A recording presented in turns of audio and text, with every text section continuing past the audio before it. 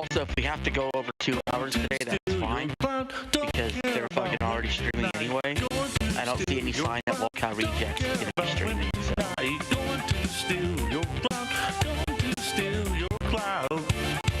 See how it goes. We're live. I'm going to milk you tonight, milk you for those laws. I'm going to milk you tonight, going to steal those laws. Run all the way to the bank with your clout tonight. Going to milk your clout, run to the bank tonight.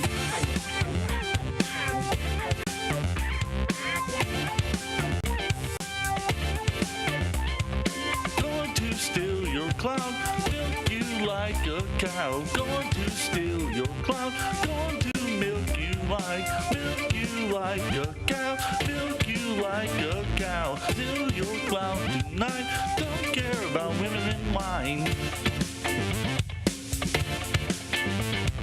Going to milk you tonight. Steal your clout tonight. Going to milk you tonight. Steal your clout tonight.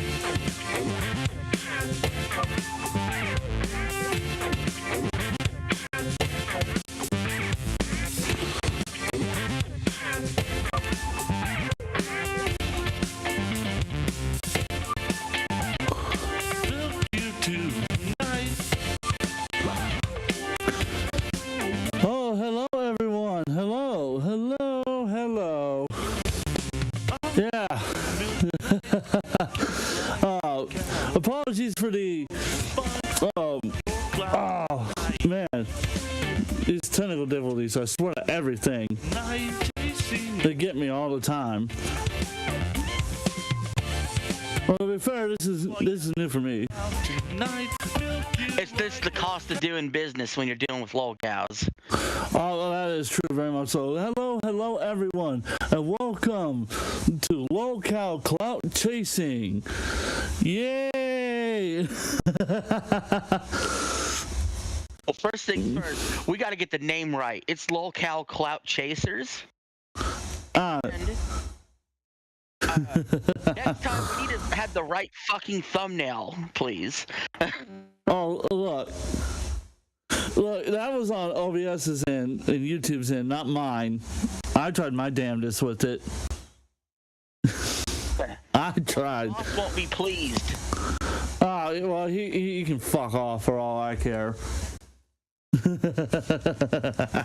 I busted out the actual cow fur coat for this occasion. I didn't even think about doing that. I'm trying out because I've got like this new fancy camera on my laptop that I'm trying out. I actually kind of like it. It looks good. It looks surprisingly good for what would be considered a cheap camera. Cheap.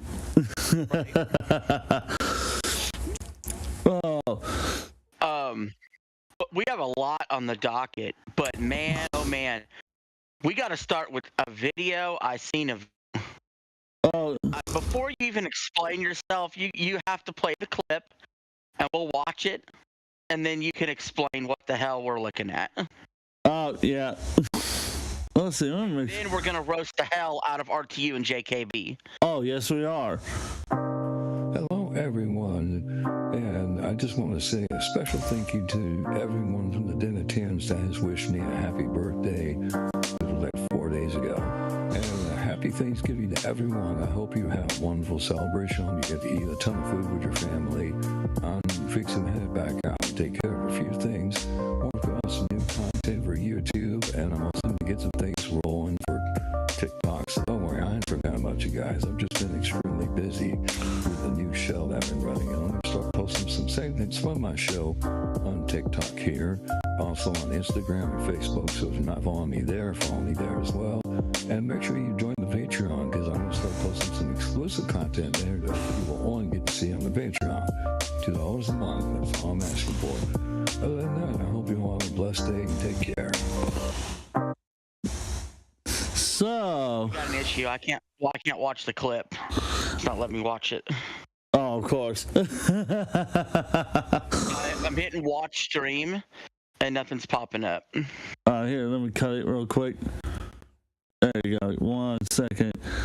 See, this is why I hate Discord on macOS so freaking much, because they broke everything. Because it was working fine before they did this weird ass update. Now it's like, what the fuck? So now you should be able to see it. All right, so let me click watch stream again. Oh, I swear if it doesn't fucking work. Can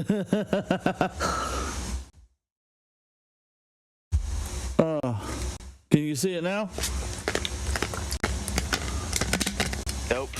Oh, son of a bitch. I could just watch it on delay from my television. Fair enough. Well, I figured, since the audience has already seen it, I might as well go ahead and explain what that was all about. So, what was that? That was 4 days after my birthday. It was on Thanksgiving. That was about 30 minutes before Thanksgiving was over with. And I had a fever going at that point, and I decided it would be smart to record myself. What I didn't realize is that I have soft white LEDs in my bathroom where I recorded that. And so when I recorded the video, I realized I looked like I was dead, like I was dying. So I decided to try and crank up the brightness and saturate the video to make it look like I was not dying. And they created an unintentional effect that makes it look like I'm wearing lipstick. So, let me get this straight. You went ahead, recorded this. Did you watch this before you posted it? Actually, no. I just normally when I record TikToks like that, unless it's something that I'm particular about, like drum covers or whatever, if I record, say, a cosplay, I just edit, throw it up there, and let people watch. So but when you watched it back later, did you realize it looked like you had lipstick on? Yeah, You just didn't give a shit, did you? no, I just didn't care. All right. I guess I won't harp on it too bad. Let's begin the roast, honestly. Let's just go with the first clip and let's start this fucking roast. Oh, yeah. They're back together again has lol Cow. tech talk. Oh, yeah, fucking kill me on that one. So It goes from I'm going to sue Keemstar to I'm working with Keemstar. Oh, which is fucking hysterical. Absolutely. It is hysterical how they go from fucking being friends to now all of a sudden they go from being best friends of 6 years to all of a sudden we're no longer friends and I don't like you and I'm gonna screw you out of your money to now, oh yeah, by the way, we're best friends again. It's like fucking make that one make sense. Yeah. So hopefully you can see this clip, but we're gonna watch this first one you have up on the docket, which is RTU lives with his parents in a single family house. Yes. Oh, Jesus. This is gonna be rough, I can tell. Perfectly independent. That has nothing to do with it. It's a two-family home.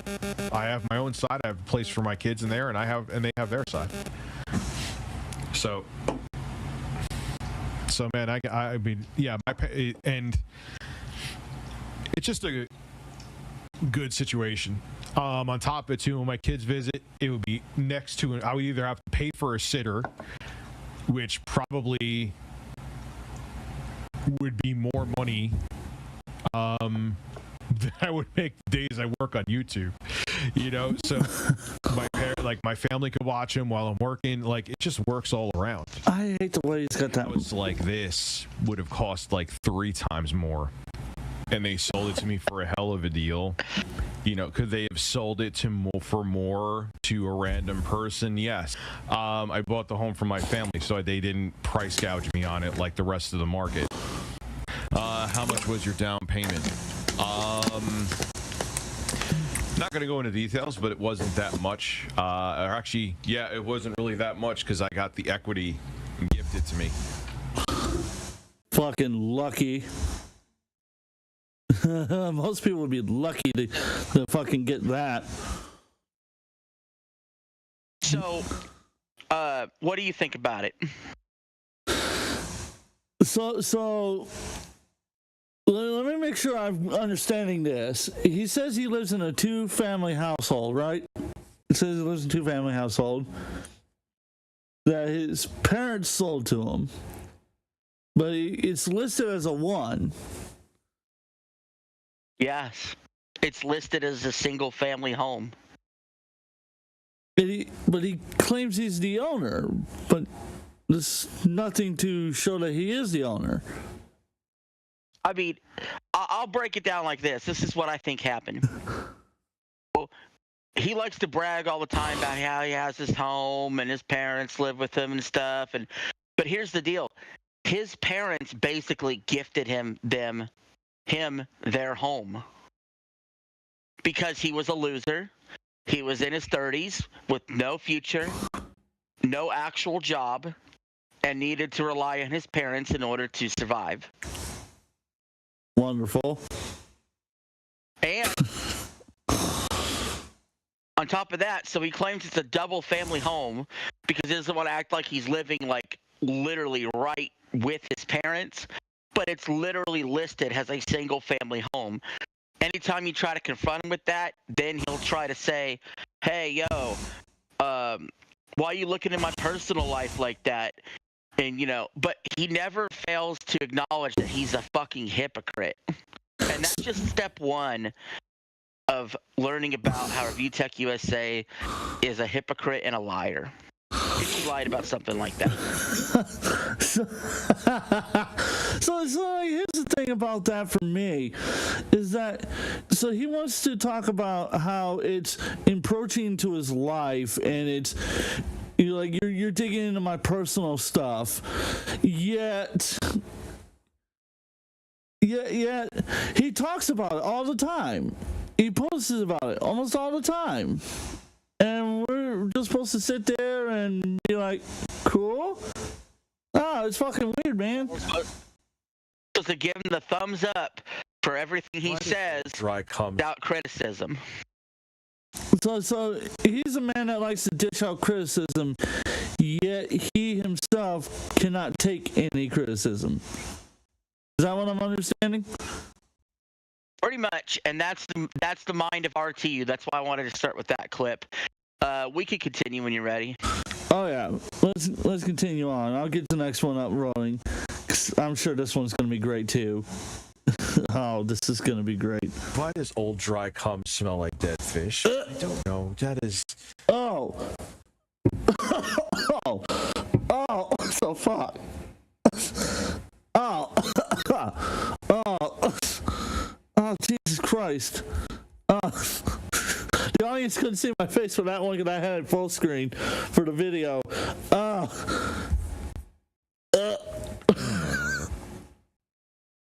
I can't. What the fuck, man?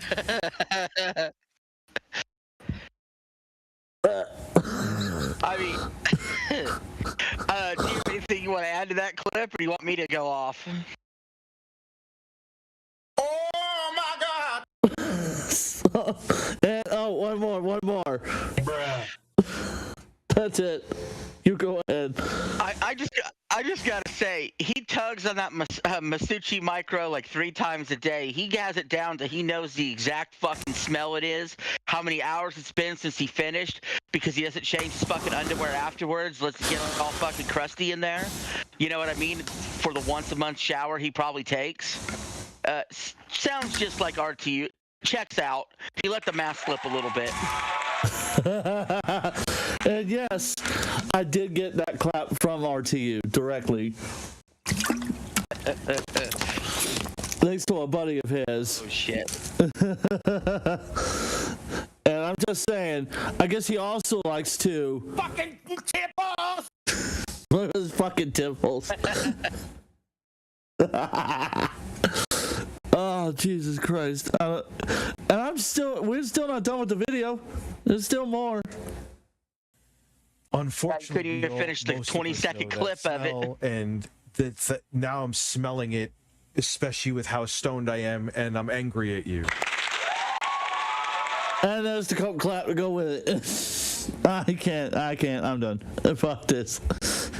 We're moving right to the next video. No, I don't want to talk about that. The next one. Just to the next one. Yep. We won't linger too long on that. Oh, Jesus Christ. Oh, this is going to be good. You're getting Grandpa excited. What the fuck? You're gonna get it with Touch your nipples. Touch your nipples. Well, I'm farting. Lick my ass. Touch your nipples. Lick my ass. Touch your nipples. Lick my ass. Well, I'm farting. Please believe me. Touch your nipples. Touch your nipples. Oh, God, I forgot about that. And the more I think about that, oh, Jesus Christ. What the fuck? Go ahead. You go ahead. Look how high he is. Holy crap. Look Look how stoned he is. Yeah, look at the face. Look at that face. That What face. he did on his birthday. I mean, This is how he spent his 40th birthday. what the fuck? What the fuck? Oh, Eli Gaming just hopped in and he said, what the fuck are we watching? Well, Yeah, buddy. yeah, buddy, indeed. What the fuck? Unbelievable. So unbelievable. So how's the dryer? Yes. Well, oh, God. Kill me. Ugh. Eli Gaming, thank you for joining the shit show. We much appreciate it. Oh, I appreciate it. Everyone is on here right now. We got 4 live viewers and counting. And I'm sure each one of them is probably not. Probably. Probably have just vomited at that last one. I can't get over that. I don't know if I'm gonna get over that one. Let's move on. We're moving on to the next one. Keep in mind, this is the light stuff we started with. Yeah, I'm sure this is only gonna get worse from here. Oh, I'm scared. Oh, I'm scared of this one. Should be. You should be. Oh, God, why? Why is it? There we go. What the fuck? You want to give me some context before I continue? Cause it just fucking honest. It just starts off with a groan. This is your typical RTU JKB fan when he found out they were friends again. Oh, God. That's John Hardwick. Oh, John Hardwick. Oh, God. You know who John Hardwick is? Oh, yeah. He's the guy. He was the autistic kid that RTU bribed and coerced into digging up dirt on his trolls for him. And he grew up and was still a supporter. Wow. Wow. Just. And then he turned on RTU, and he was with JKB's side when JKB snaked his entire community to kiss and make up with his Big Bubba. Pretty much a lot of the fan base didn't like that, including Mr. Hardwick over there, who had a mental breakdown. So I figured we needed to include that. Yeah. Oh, God. Oh, my God. I don't even know if... Let's continue. I'm gonna let it play first.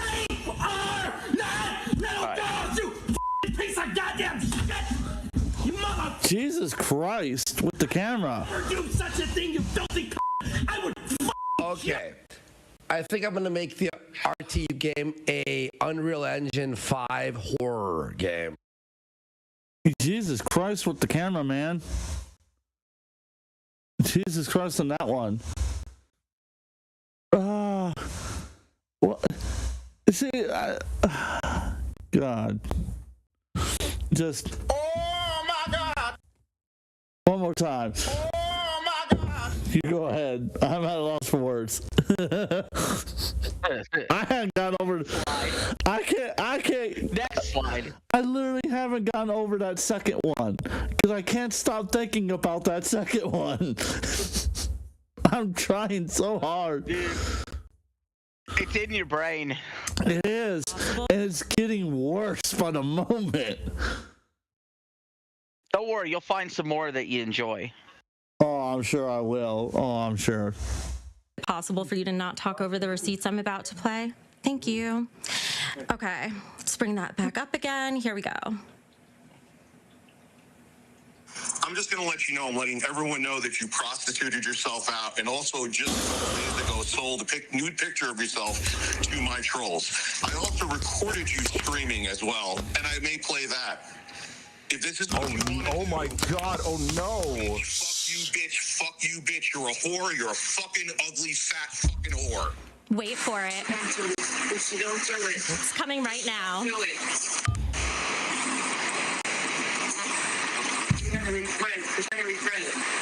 do I do? What?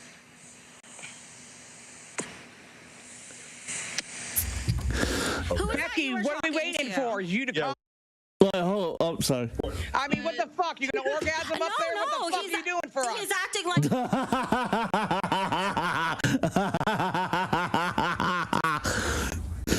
Do you know when the epic just fucking besmack? so here's the thing. I'm like, that's typical. We've known that RTU's had a very, very interesting history with anger management. But it's surprising that he did that. He was claiming he was going to do that anyhow.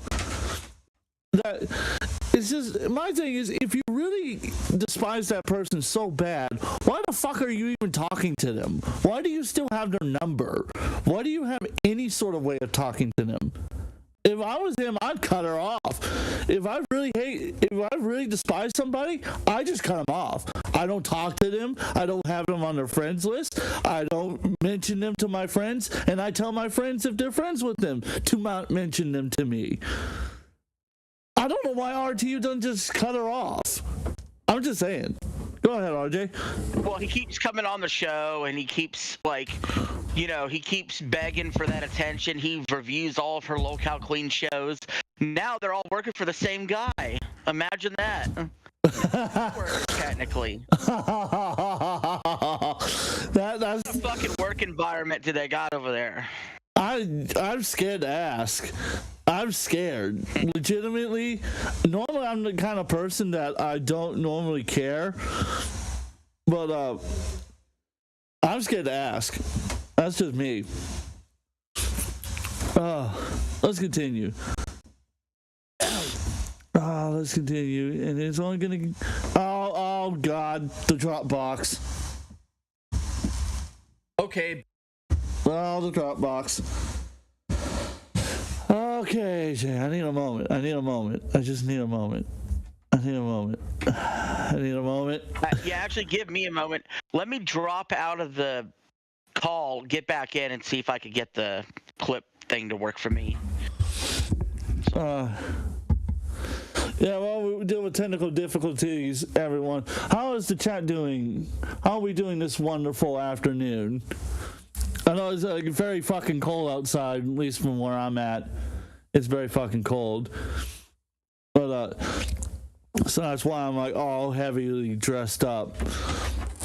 But, how are we doing over there, chat? How's the weather like over there?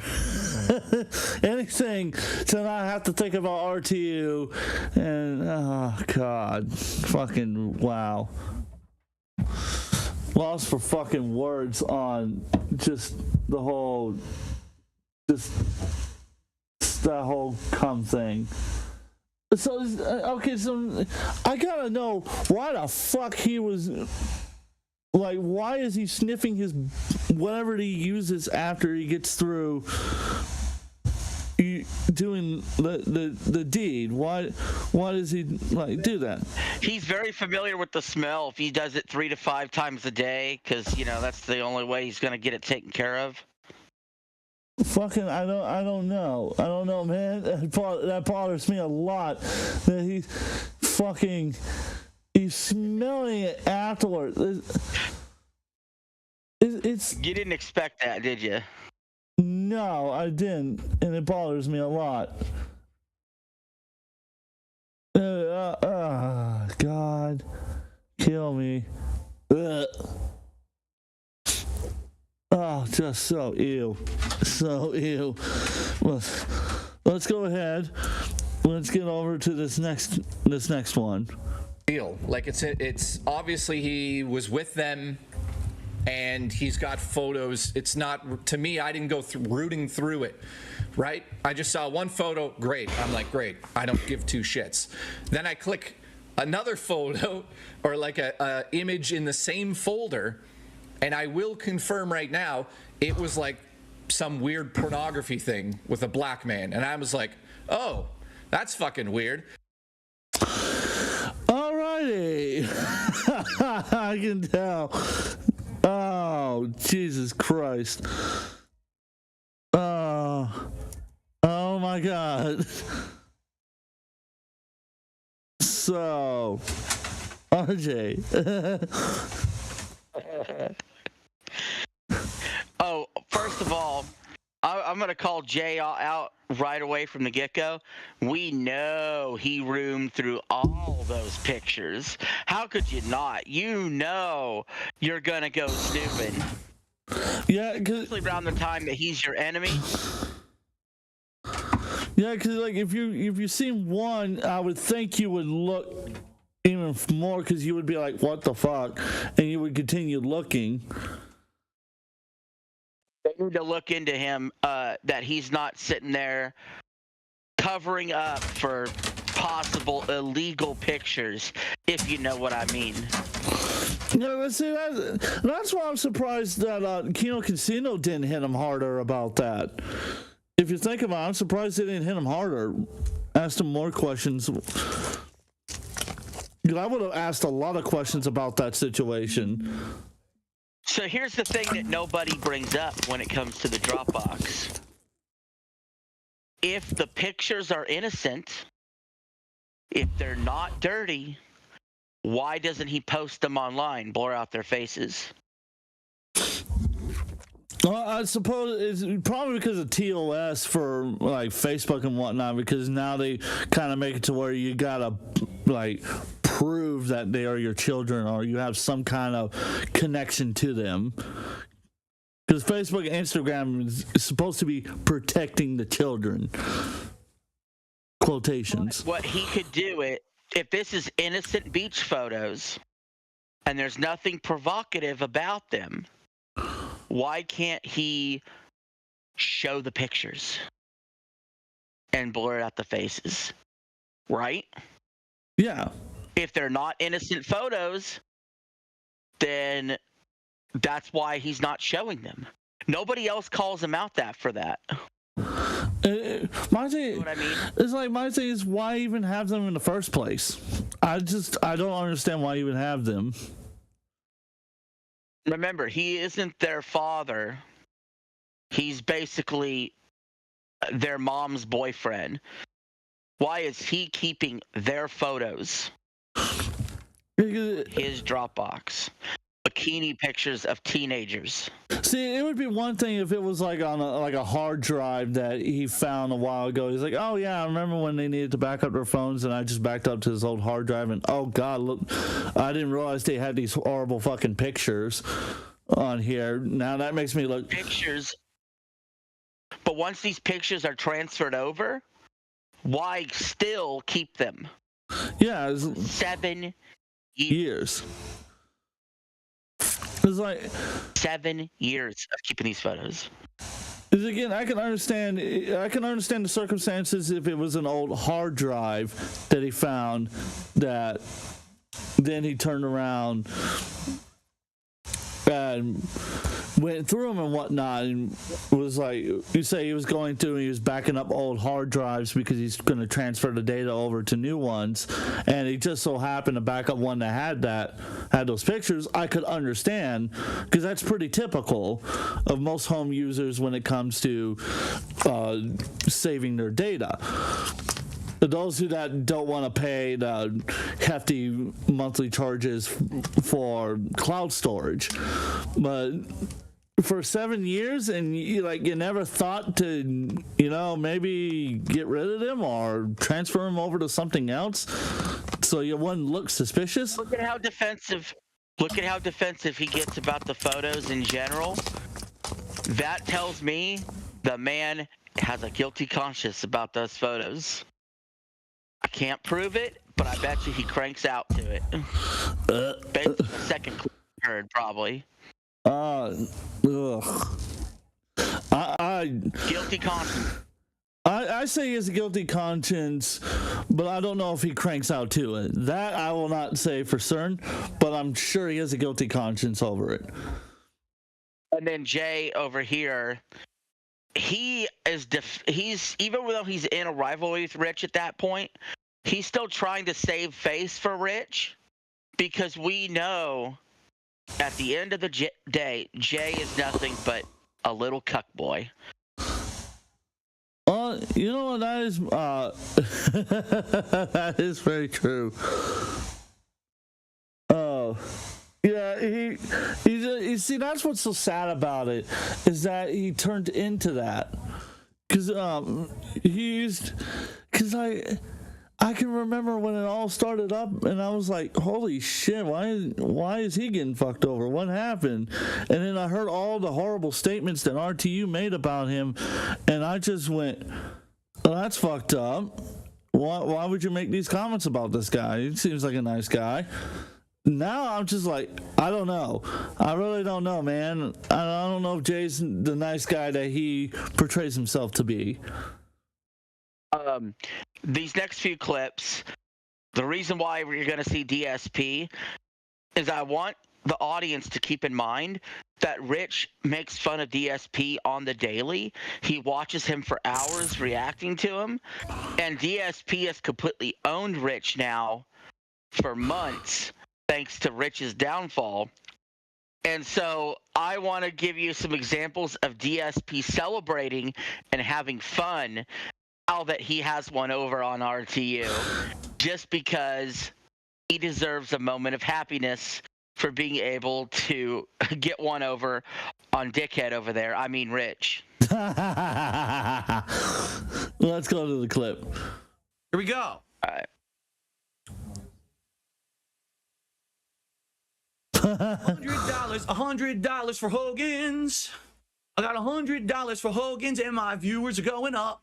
And everyone likes the content, and everyone hates fucking Duty because he's a piece of fucking shit. You're a fucking moron. Nobody fucking cares about this but you and the other stunted detractors who think it's content. It's not. No one cares if I spend my fucking money but you. And it ain't your fucking business. So kiss my fucking ass. He's got a point. He's got a point. People don't care. Why would they care? It's like, seeing that, can I remember when we did the video on Duty streams about him getting demonetized, that I talked about it. My rage is still there because the fucker got remonetized. And I'm like, but smaller channels like us, smaller channels like Grace had to fight for years to get monetization. We're still not monetized. Grace has been lucky to get monetization. And there's a lot of YouTubers that I know that are phenomenal YouTubers who make no money on this fucking thing. But the DSP detractor Duty streams with RTU is fucking making thousands and thousands and thousands and thousands of dollars every fucking month with no problem. And it's like, what? Duty fucking sits there and will steal DSP's content, upload them, and then Rich will watch Duty's content and react to it. It's fucking vicious cycle of illegal behavior, stupidity, and Duty is like a mod for Review Tech as well. And I don't think very highly of the guy. He could go fuck himself. Let's see. It's even better because if you remember going back to that video I was talking about with Epic or Trash, that particular episode, remember I pointed out that the title of it was in an Asian language, and I'm suspecting it's Japanese. At least from like a couple of my friends who like read Japanese mangas, like actually written in Japanese, not the English translations. They're just saying more likely it was Japanese. And so that means he's got somebody probably in Japan doing all the illegal clipping for him and giving him the clips, and he's just putting his half-assed edited AI probably style content, because I guarantee you he didn't actually have the talent to draw that shit. He probably used AI to do it, and places it over the top and just posts it. And he makes thousands of dollars and he brags about it, but he wants to bitch about how DSP spends his money. My question to Duty Streams is, have you donated to charities? Have you done any charity streams? Have you done anything for fucking charity? Anything? Because I can go through your channel right now and I guarantee you I won't find anything that remotely involves charity. Not a damn thing. Unless it's you making fun of DSP. Am I wrong, RJ? No, you're not wrong. You're not wrong. Let's go to the next clip. It ties in.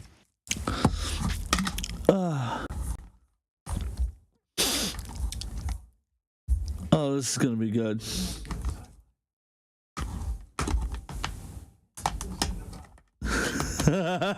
Oh, I'm loving life. The king is loving life because we are felting detractors, felting detractors, having fun, playing games. Life will never be the same for the losers on the super secret Discord server. Oh yeah, fuck your mothers. What? What the fuck? Fuck your mothers. I heard that one before. Oh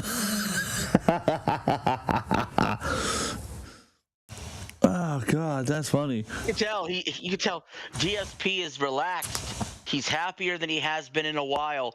For a decade plus, this guy has been stiff as a board, unapproachable. Now he's having fun again because the butt of a joke is now Rich and not him. Not only that, like he's finally on his redemption arc. Yeah. It's like the man himself. On that last. Yeah, well, like a mod I was talking to last night about it, and I know he's watching the chat as well. Me and him were talking about last night, and we were like, even though DSP has been getting a lot of wins, he's still an asshole.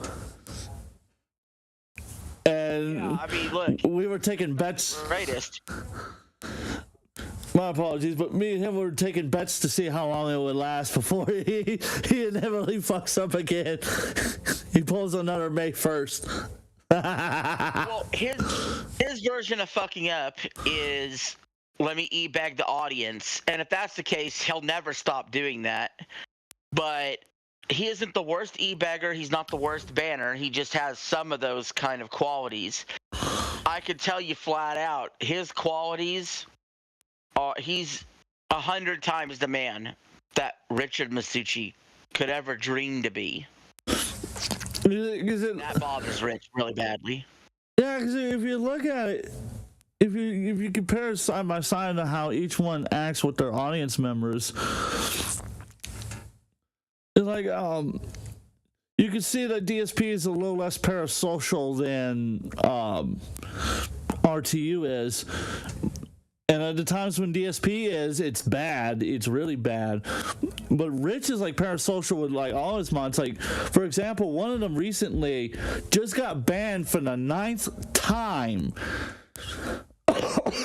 I'm not gonna say their name for their safety because I know this is low cal clout chaser. Say the name. Fair enough. Miss Sparkles is her name. She got banned for the 9th time, and I got to see the DMs. RTU was fucking claiming her DMs, although I don't have them saved now because I deleted that chat. Because idiot me deleted it after I got in the feud with her instead of saving the chat like a smart person. So you're gonna have to take my word for this. It's gonna want to know. The audience is gonna want to know. Did Miss Sparkles sit in your face like a mustache? No. Unfortunately, she lives like 3 states over. I would have taken that up. Well, like RTU would like claim like she was like her best friend, and that those two were like great buddies, and that they were gonna deal with her problems together because she has a child and she's trying to take care of him while working 2 jobs, and RTU just kept sucking her money down, never fucking offered a single bit of help, and just fucked her when he felt like it, when she was quote unquote acting crazy. Oh man. Look, real quick, we'll go with this life comparison real quick between DSP and Rich. I'll make it really brief. DSP looks younger, that he has his hair, he has a woman, owns his house. He's more successful on YouTube. He makes more money than him. He is more sober on stream. He's more well respected in the community. I mean, hello. I'll even compare DSP to Jay. DSP beats Jay out. He has a woman. He doesn't have to live with his friend in the attic of a church. He lives in the United fucking States and not Canada.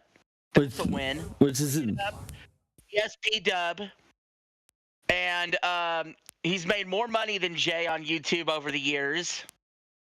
And he's not a snake. Yeah, he hasn't backstabbed his friends.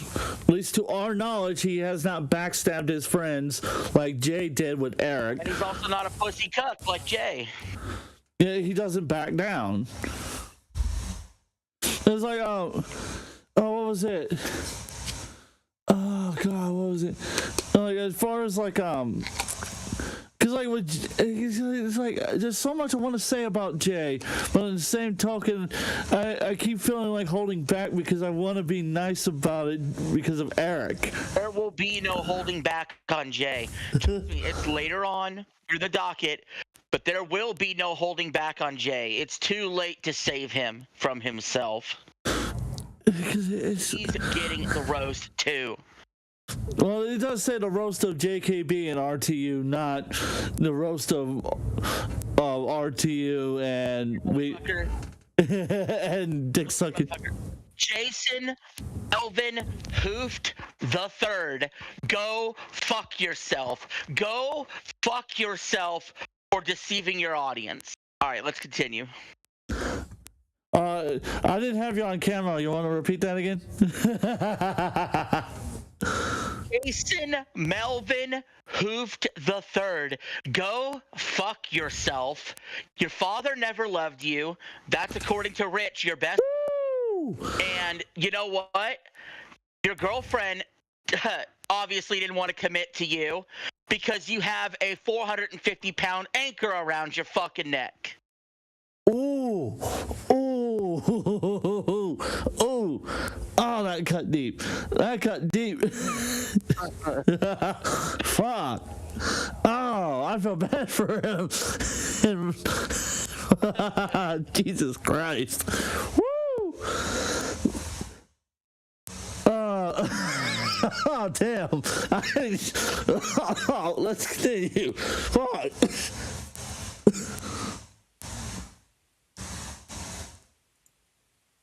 Yeah, and unfortunately,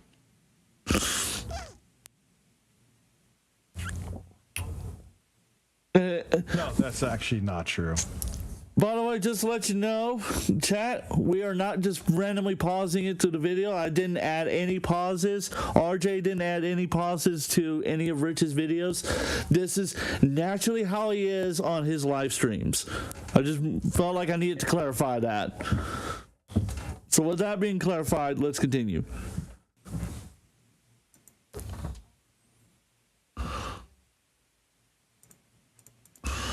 What a piece of shit, man. Stay anonymous, bro. It's a good. Yeah, because like he doesn't bother to explain what he's reacting. So, audience members, let me explain to you what he's reacting to. You see that super chat right there above the screen? That's what he's reacting to. Because dipshit Phil donated £6 to him and said, Jay said you cried on the phone because you gave your daughter the medication that made her blind and ruined her life. Is that true? That's what he's reacting to. But he doesn't bother to tell you that that's what he's reacting to. Because he thinks if he doesn't react to it, he's not giving it attention, even though it's clearly on the screen. For you. Anyway, do want to add. Oh, I gotta block him. What do I like? I can't like just. You know what I mean? That. No, I don't know what you mean, Rich. You're gonna like. You didn't explain either, and that's why we didn't continue the clip. Because otherwise, we would have added the part where you explain what you mean. You had to block him.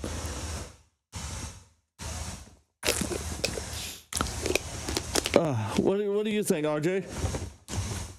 Okay, so first, let me start off by saying what dipshit Phil said is out of line. I'll be the first to say it. It's out of line. I think it's below the belt. And I'm somebody who just cut deep into Jay, and I'm telling you this, but I wouldn't have said that. That is bringing the daughter into it. But you see Rich's reaction. What it is this guy thinks he's fucking Tony Soprano, and he's gonna whack you if you say something that he don't like. He's like, no, bro, stay anonymous, stay anonymous. Like, he's gonna do something. He's gonna actually fuck you up. Oh yeah, right. He walk down the steps with huffing and wheezing because he could barely fucking breathe. How's he gonna do anything to anybody? I have no idea what the fuck he's gonna. I have no idea, and I highly doubt it. He's gonna do anything. Camera for this. You put me on fucking camera for this. Oh, I got you. Richard Masucci, I'm talking directly to you. If you want a fucking box, let's go get it fucking set up. Let's have Keemstar set up a boxing match. I don't want no fucking boxing match with 10-ounce gloves. A bare knuckle fucking boxing. Woo! Sanctioned and legal. I'm calling it bare fucking knuckle boxing match. Fake tough guy. Oh, that would be fucking awesome. I would wrestle Jay just for the fun of it. Yeah. Get him an amateur style wrestling ring and have fun. Freestyle. Jay would be it'd be hard for me to kick Jay's ass because I see him as such a little weakling. Ooh. I don't even know if I see him as a man, honestly. Damn. Oh. I can't wait for his fucking response, because I'm sure he's going to have a response. My cuts on Jay, you know, they're cutting deeper for you than the RTU ones, aren't they? Yes, they are. Like RTU, I've said what I've wanted to say a lot about him, but I'll repeat it here. For the man who calls me a sexual predator, he acts a lot like one and looks like one. Yeah. So as far as I'm concerned, that motherfucker can fuck off a cliff, and I would not care in the world about it. Jay, it cuts deep because I thought there was a friendship there, and I got fucking bamboozled in a way that is just, you'd think for someone who's the son of the gentleman right there, he would be smart enough to know that he was getting bamboozled. Yeah, no, I fucking pipe dream and a half like a fucking idiot. I earned that locale logo on my head for that one. I earned that one. I got felted bad. And the problem is there's nothing I can do about it. That's the thing. I can't get revenge. I can't make it even. I mean, there is this thing called chargebacks, but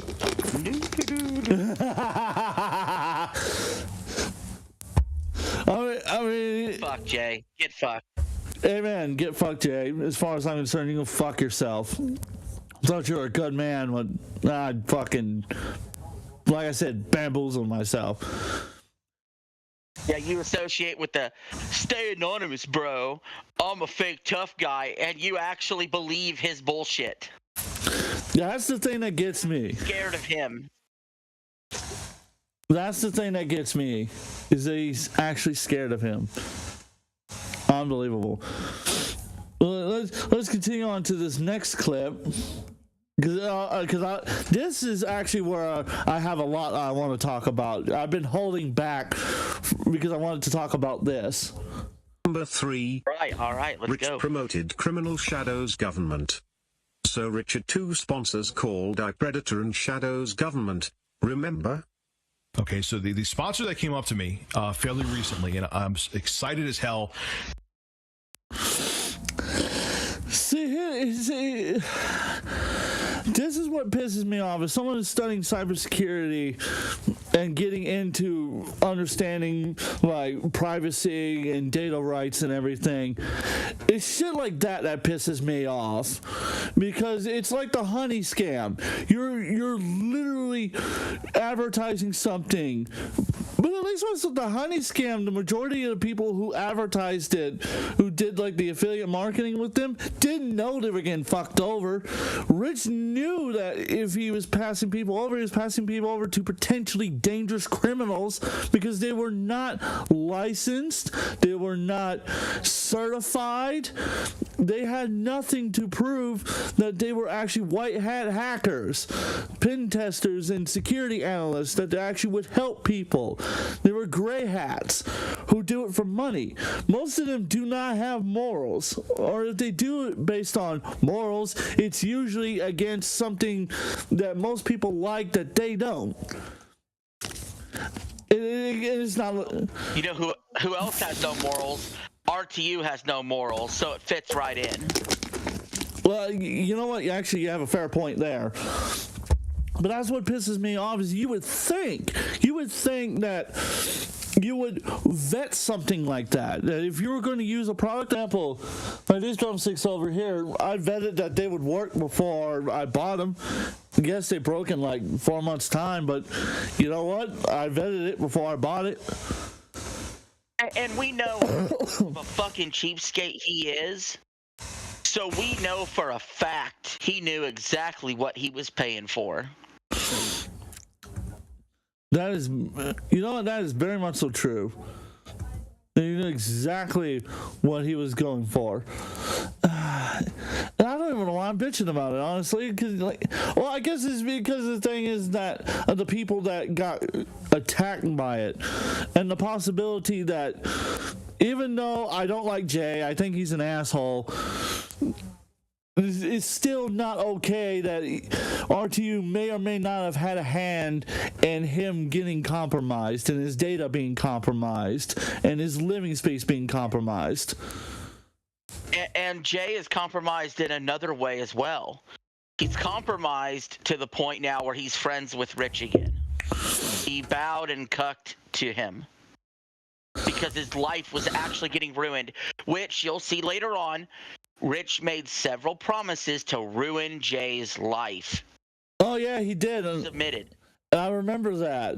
And I remember saying, like, I remember telling Jay that he needed to go to the fucking police with all this and just fucking start, like, not just go to his state police, but go to the federal police, go to the FBI, people like that. That's who he needed.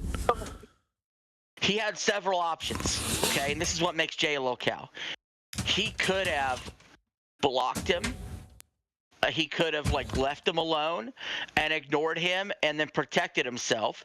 He could have roasted him on air and had it be an on-air feud. What he could have done is he could have quietly went to the police and took care of things behind the scenes. Or, at the very least, pretend even the most generous thing you could possibly think of, just to get him to back off, but really just never talk to him again anyway, and just move on with life.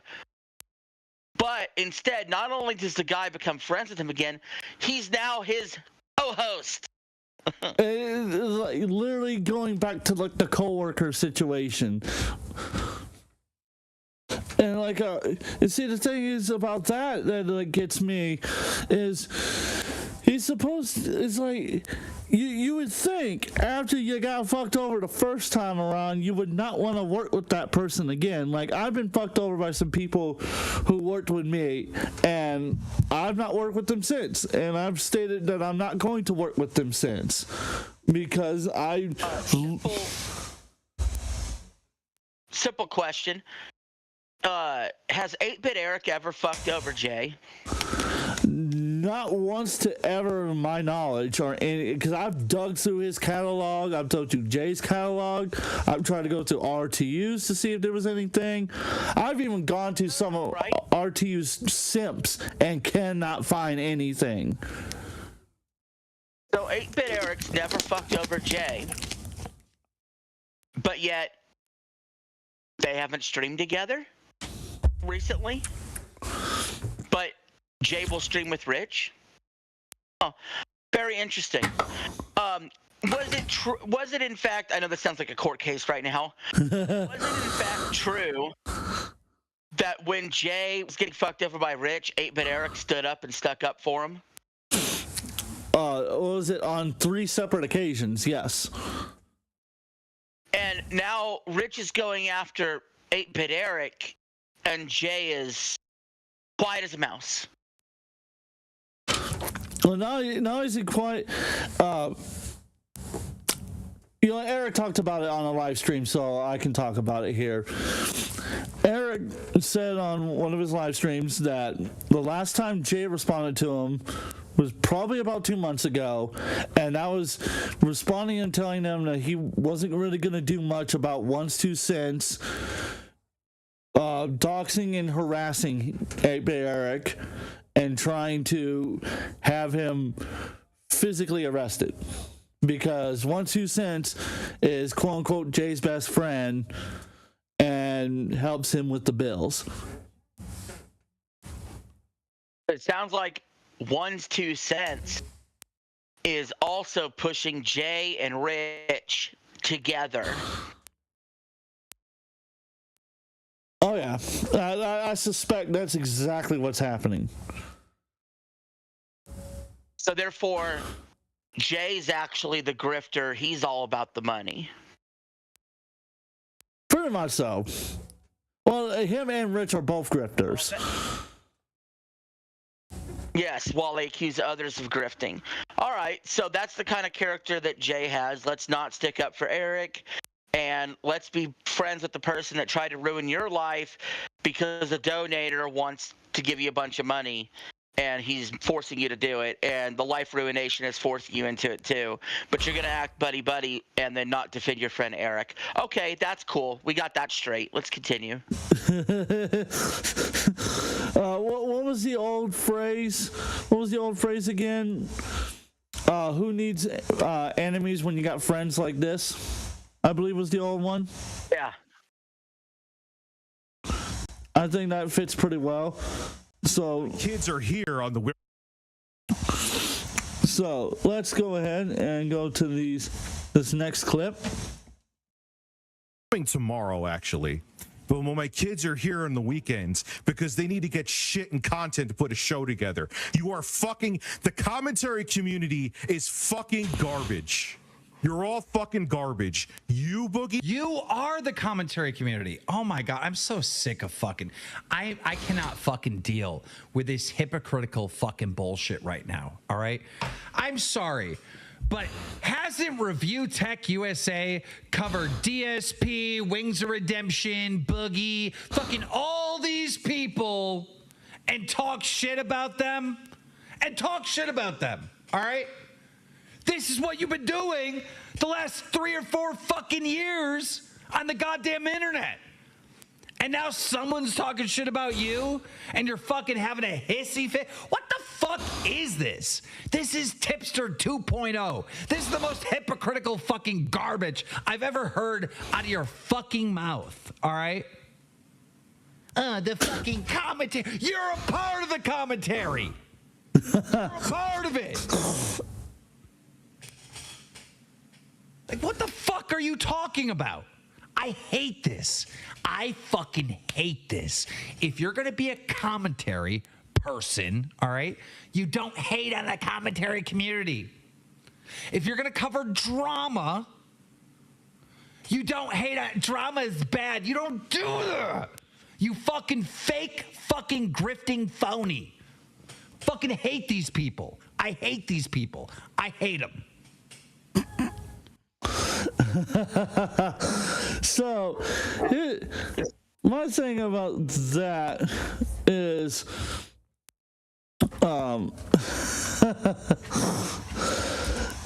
mean, Keemstar's not wrong.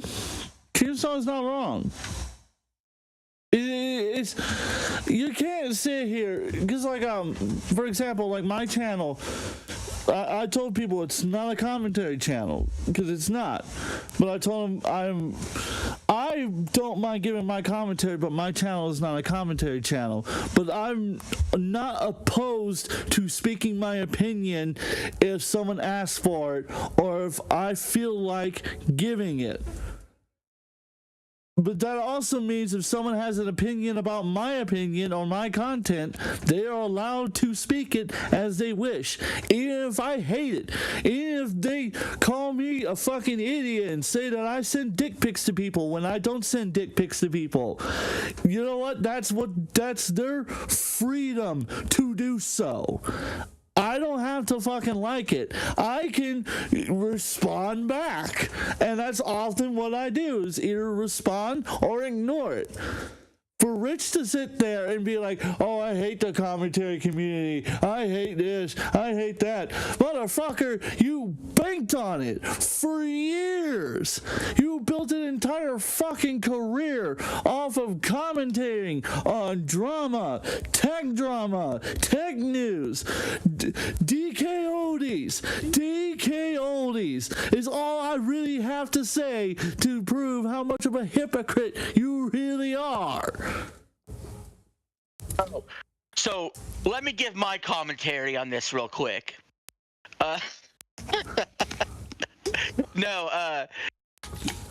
This channel was almost called Lolcow Commentary Channel. Oh, it was so close. But anyway, what is commentary? What is commentary? Go ahead, give me your definition. What is commentary to you?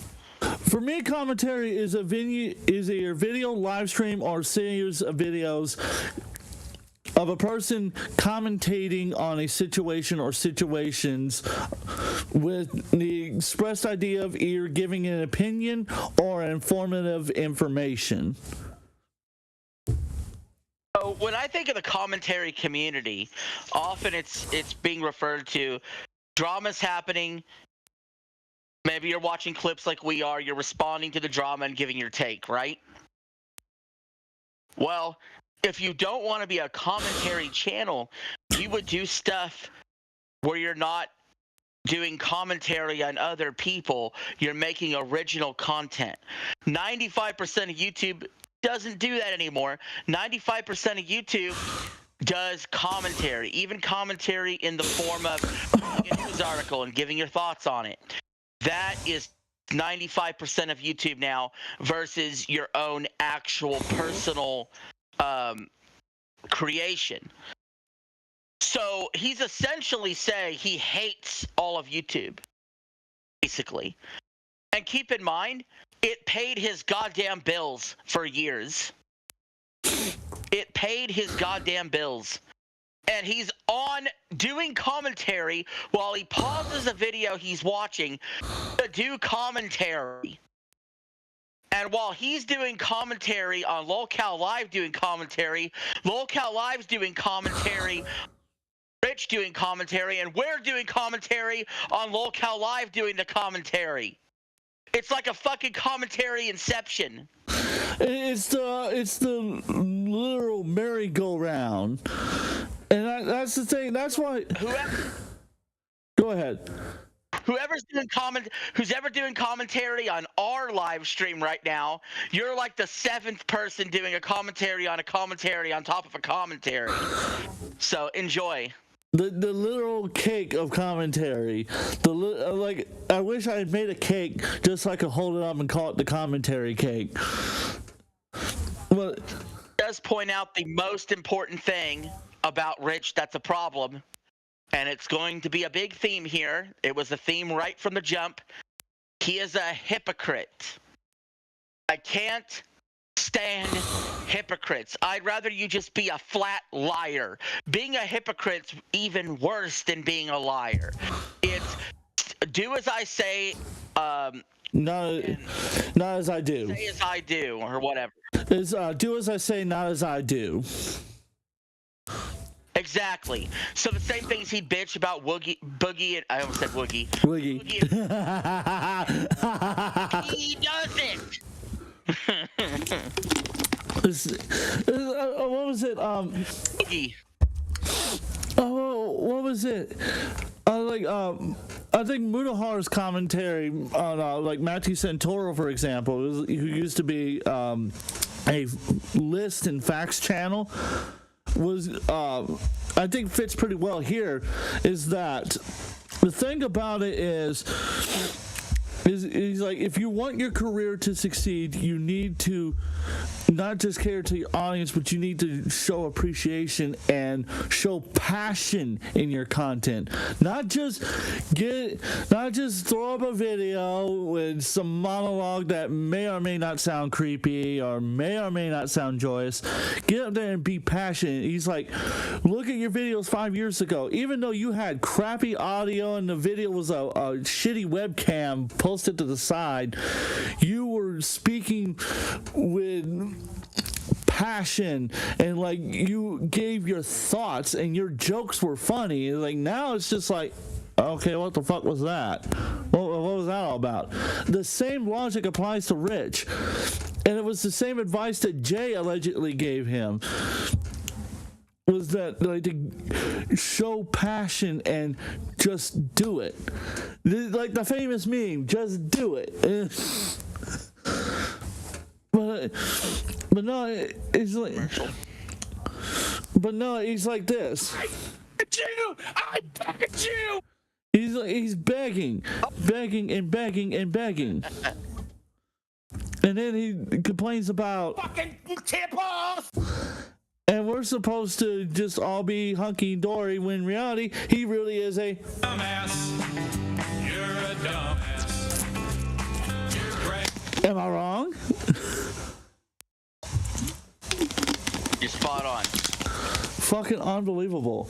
And that right there pissed me off more than the hacker stuff.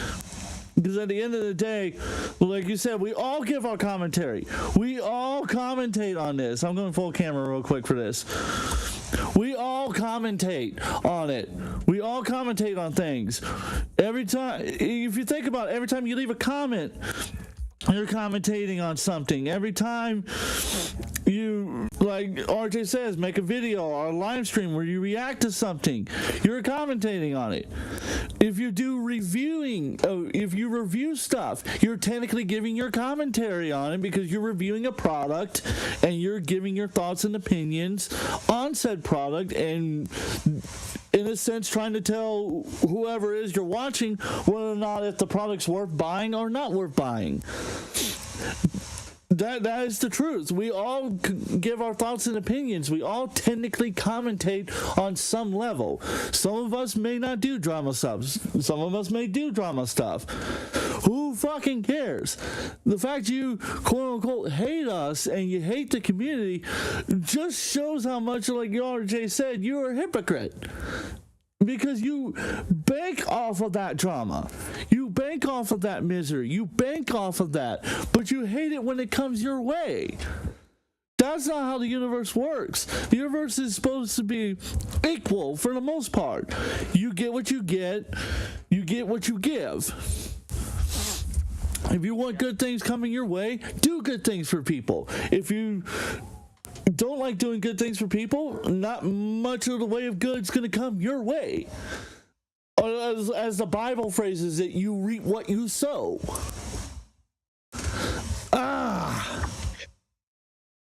Well, let's continue on with this next clip. I have a Bible verse. Oh, yeah, real quick, RJ, go ahead. Hold on, let me switch cameras. Richard 316 said, "I just blocked your ass." I am clipping that. One more time. Full screen. Say it again. Richard 316 said, "I just blocked your ass." That's getting fucking clipped, and that's going to be a sound for the soundboard. Let's fucking go. It's a new era of Review Tech USA, where there's no reviewing tech, and it's mostly internet blood sports. And people like you are in my sights. Good luck with that one. I'm not Phil. Again. Fucking again. Oh my god. Driving me fucking crazy with that shit. Look at do you see the crazy in his eyes? Yeah, let me go back real quick and show that. I want to show the craziness. No, I don't care about that. Come on, he's laying in bed. This happened at like 3 in the morning. Yeah, it's a new era of Review Tech USA. Just where there. Right there, right fucking there. That's insanity. He really needs help. He fucking needs help so bad. Play the full 16-second clip one more time, just to get it. Reviewing tech, and it's mostly internet blood sports. And people like you are in my sights. Good luck with that one. I'm not Phil. See again. What's up with the Phil comment? What's up with the Phil comment? Seriously, what is up with this obsession with Phil? I swear to God, I was telling my mom last night, I said, I've never understood the obsession with fucking Dark Side Phil. Who gives a fuck? The guy sucks, yes. Phil is one of the least interesting people. Like, literally. I tell people, I don't care if he, like, oh great, he scanned one of his so-called friends. Congratulations. There's millions of fucking other YouTubers that done it. And I don't like Phil anyhow. I didn't like his content to begin with, still don't like his content. The only time I liked it was when he was on. I'm a gifted member on Phil's channel. Yeah, I got gifted that membership during the Kino Casino live stream, and I thought that was kind of funny. But because 1's 2 cents was there, fucking in the chat, fucking felting Rich, and I wish I had screenshots of what he said. But he claims he's fucking Rich's quote. He says he's Rich's detractor, but he's not only is he a mod, he's a member. A paid member. Yeah, he pays the money. And then he turns around and pays for other people's memberships. Like one of his paid. Keep in mind, Rich sends out these allegedly sends out these keylogger computers to people. He's struggling to survive, but he has all these keylogger computers he can send out to people left and right. It's like, I got, and what was it? Kino Casino talked about it. It's like he talks about having these money problems. He went and bought an M4 iPad Pro. The same chip that's in my new laptop is in the iPad. And he went and bought that with the Magic Keyboard, which like that. Now, Magic Keyboard in of itself is $350, brand new from Apple, because he bought it from the Apple Store.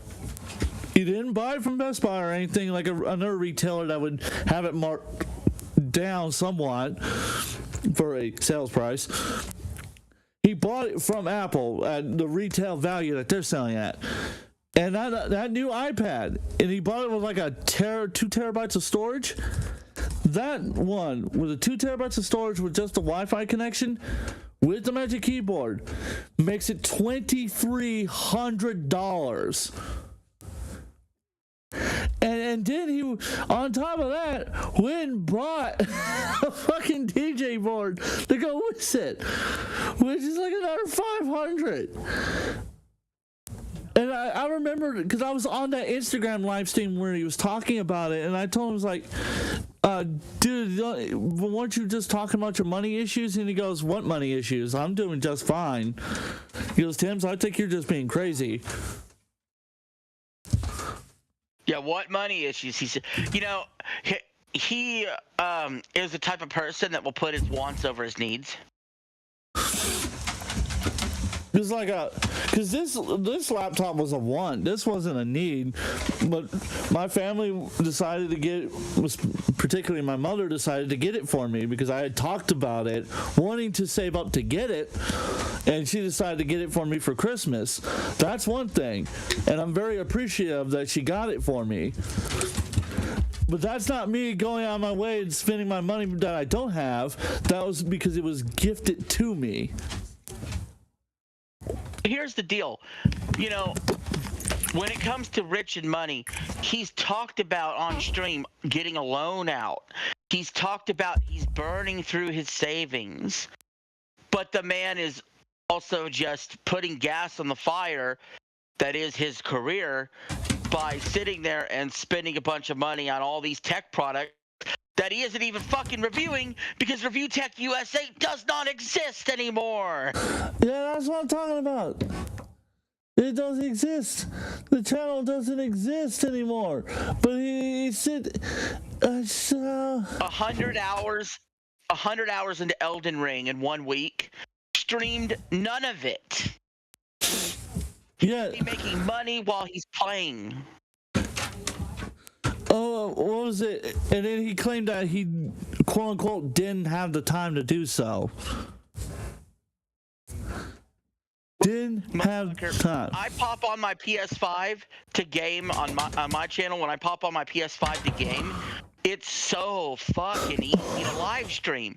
You put on the headset and you hit go live. It's like, for me, my channel isn't so much about gaming, it's a lot of like drumming and reacting content. Sometimes I game, and when I do, it's on the MacBook just because I want to advertise Mac gaming a lot more. I want to get more people into different markets because I believe in the idea that more competition equals better competition equaling better products. But in my off time, yes, I do play on my PlayStation 4. That's after I've taken... I'm just saying, rails.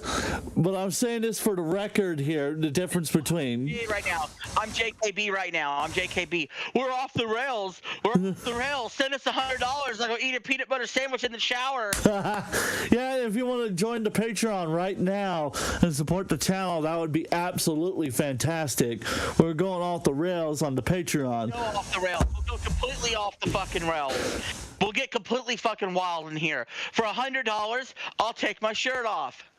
If right now 10 people hit the Patreon at $50, I will strip everything I'm wearing on the top side, not the bottom side, top side, completely off. Sunglasses included. All of it goes off.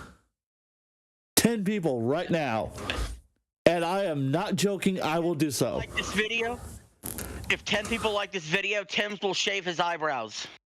I will half shave my eyebrows. Okay. I can't fully shave it because my job won't let me. My other boss won't like me. Well, your job is shave your eyebrows. But don't make me shave my beard. They won't let me shave the eyebrows, but they'll make me shave my beard. Just think about that one. You're jealous. Indeed he is. Well, to finish it off, with the difference between me and Rich is that's after I've taken care of everything I needed to, made content, practiced, and finished up with whatever work or schoolwork I've done. Then I go off and fuck around. There's something fucking wild, bro. This is fucking wild. Rich is only 8 years older than me. That's fucking crazy. See, that's crazy. That's the crazy part about that. How fucking old he looks. Yeah, like, let's play back that clip again. Just to show the age. He looks. Internet blood sports. Look at that. Look at how he looks. The way he looks. Like, and we're not supposed to think that looks crazy. That looks insane. Just fucking crazy. He looks insane. He just looks absolutely insane. And we're supposed to just fucking... That's the thing that gets me about that, is that he just looks insane. Oh my god. You need to ask Keemstar for that Just for Men stuff.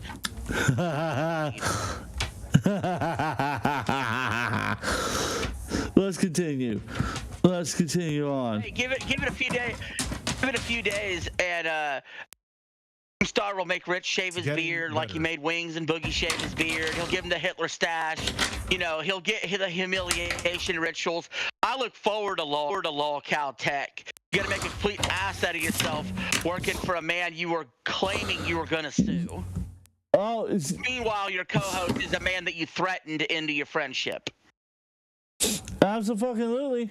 I guarantee it. It's a complete fucking joke. And your co-workers with your ex that you found attractive since 2008. Miss Becky Boop. See, that's the other thing that gets me right there. And that face is perfect for what's about to happen next. Because get ready for this one. Finally listened to, and I'm getting a therapist. I wish it was YouTube that caused me to have. I wish it was YouTube that caused me to have to go to therapy. I genuinely do. Maybe subconsciously there is something in my therapist that involves YouTube, but yeah,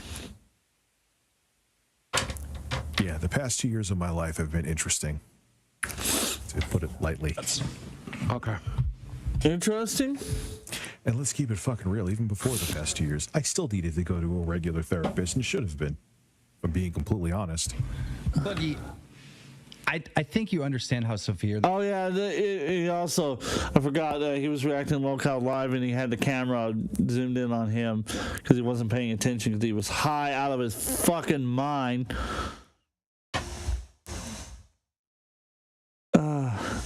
So here's the thing about. Here's the thing about this that like fucking blows my mind about the whole like therapy thing. You're telling me you finally now decide that you need to get therapy, not before. Now, after you've made all these crazy threats, you threatened to basically kill a woman, for the lack of a better phrase. Threatened to physically assault 8-Bit Eric. You threatened to assault multiple other people. You made all these claims about people being sexual predators. And now it's time for you to get therapy? Not beforehand? Make it make sense, RJ. An acknowledgement that he's mentally.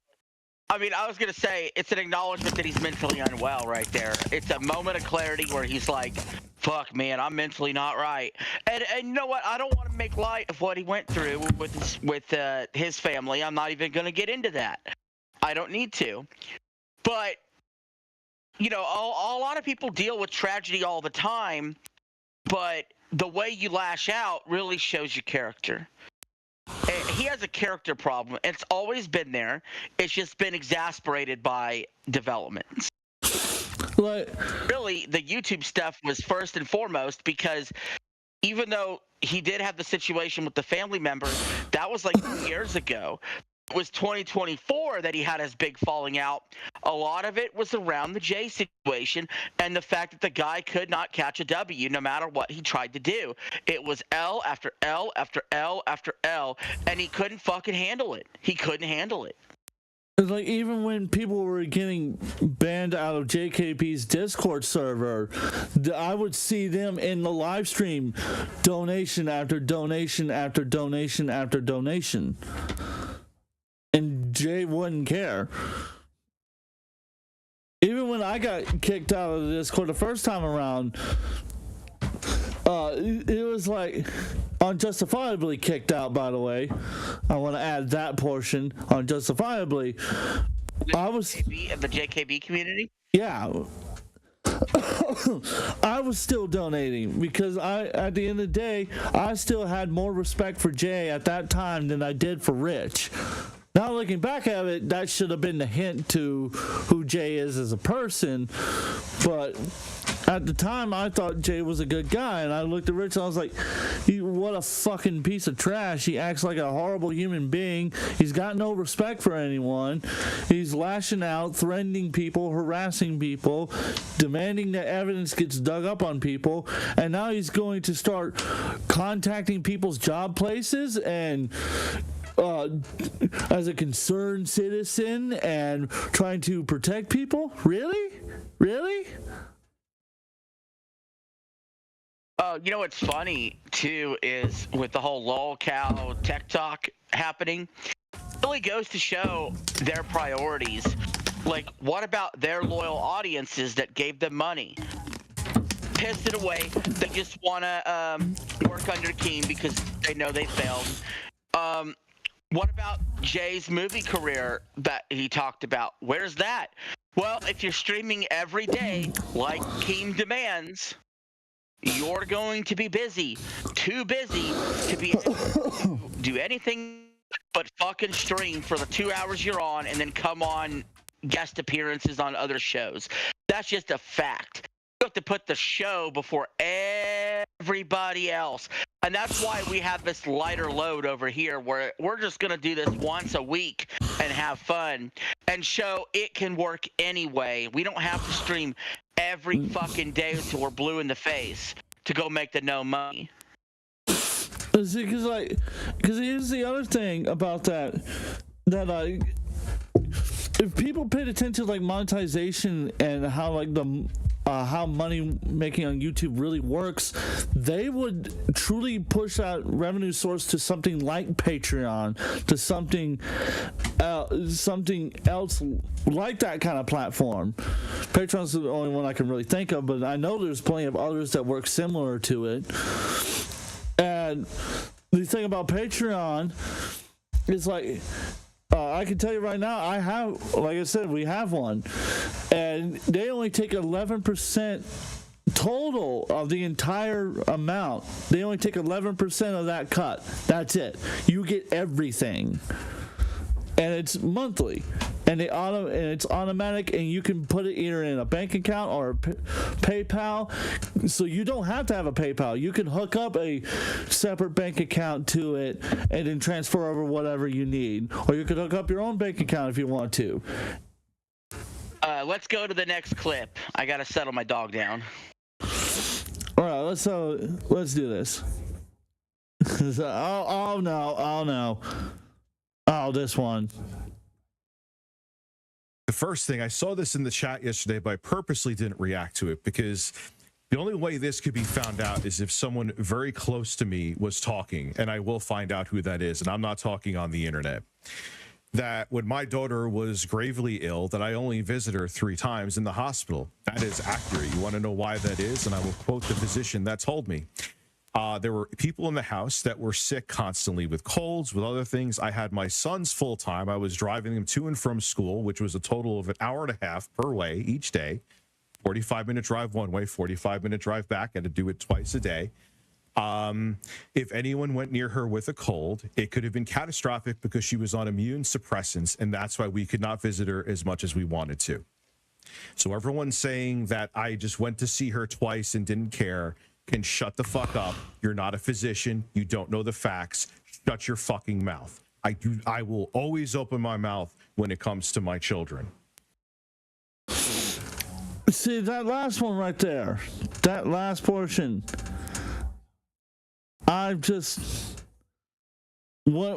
see, that's when you don't make statements like that. You always open your mouth about your children, because that means you're going to be open about all that information. If you care about the privacy of your children, don't do that. The better thing to do would to have been, look, this is what happened. She was on immune suppressants because of her condition. I could not go there. And that would be it. Nope. Sorry, gotta correct you, buddy. You know what you do in that situation? The better thing is just ignore those comments. Bingo, you figured it out, what I was gonna say. Well, knowing I'm thinking like Rich, which is Rich is going to respond. So how would I respond if I was Rich? Do not respond. By the way, the only reason we know he only visited her 3 times in the hospital is because it was his baby mama who said it on Facebook bitching about it. Oh yeah, that was the better part. I forgot about that portion. Because I was trying to remember. He sits there in the camera saying, I'm going to find out who. He knows who did it. It was his fucking baby mama. Well, see, because the thing is, if he is the father, he should have been able to visit her more than. Because a hospital can't deny a parent the right to see their child like that. Let's say the whole story's true. He couldn't visit her because of immune suppressants. All right? Let's say it's true. Then why is your baby mama complaining on Facebook about it? Therefore, either you're lying or she's lying. Or even better, both of them could be lying. That's an alternative I've seen before. Yeah, possible. I've seen that story play down, and that one's usually I hate to say in this particular situation, the funniest. Well, she wouldn't have made the post if he thought he was already visiting as much as he could. Or had ever. He made the post anyway. Then she's doing it out of dishonesty because that the doctor was not letting him in, or at least advising him not to go in because of that. She's bitching anyway just to bitch, which is possible. But the fact that he looks in the camera and he's acting like you don't know who said it when we all know who said it is ridiculous. And again, that last line. The conversation off screen with his baby mama. Sorry, go ahead. Oh, you're good. I was going to say, and the statement, I will always open my mouth about my children. Again, that's what I was talking about with the privacy thing, was that you can, for me, you can make the statements about what the doctor said, because you can simplify it even further and just say, if you really feel like you need to respond, you can just say, doctors advised me not to visit my daughter while she was on immune suppressants. And I'm going to have a talk with the mother of my children off camera. I'm not going to discuss this any further. If I see any other comments, I'm deleting them. His family is a human shield. He wants to talk about it for sympathy, get those sympathy bucks. But here's the bottom line. Do you know anybody that hates Rich more than I do? Let's be real. No, actually no. have you ever heard me talk about his family in a negative light? No, even some of your early on videos on your channel, never heard anything. It was always about how Rich was, not how his family or anything to do with his family. It was how he acted on the internet. Exactly. So this guy will take criticism from me and many other people who don't even talk about his family and try to redirect it as we're attacking his family. So, like, when I attack his parenting, I'm attacking him as a parent, has nothing to do with who the fuck his kids are. But he'll redirect that and make it seem like that other people are attacking the kids. That's not true. Some people are and should be called out for that. But he uses his family as a human shield from criticism, which is why he brings them up in the first place, and to get sympathy bucks. That's Rich in a nutshell. But then when you see behind the scenes, his baby mama's complaining, "Where you at? Why aren't you visiting your daughter?" Which contradicts his story about he could only visit her 3 times. So the only conclusion you could come to is that Rich is a total piece of shit. Either he's lying or she. My bad. I didn't mean to hit the mic. Either she's lying or he's lying. One of the two is lying, and more than likely he is lying. Right, but even if she's lying, that still doesn't excuse all the other bullshit that has come out of his mouth, and it doesn't excuse the fact that, you know, he threatens people, he's done this, he's done that. It doesn't excuse the behavior of his. His behavior is his behavior to own. You know, and in this clip, using his family as a human shield again, is that can be called out and blamed whether she's lying or not. It's like it would be, for example, if let's say, for example, someone makes an accusation that I'm a horrible spouse to my wife, and I, instead of just ignoring the comment or briefly dismissing it, I instead go on this, like, say, 5-stream rant about how you people are attacking my mom and my brothers, you're stalking them, you're harassing them, you're stalking my wife, and I will find out who you are and I will destroy you and dox your family and using hackers. Like that's exactly how that comes off. At least in my opinion, that's the way I see it, is that it comes off like you're not just deflecting, you are intentionally misdirecting. He's thin-skinned, can't handle criticism. Let's keep roasting his ass. What else we got? Oh, we got more. Oh, we got so much more. Hold on 1 second. Let me hit back into the chat. Oh, I got a lot of chats. Oh, I gotta get rid of them. Let's see here.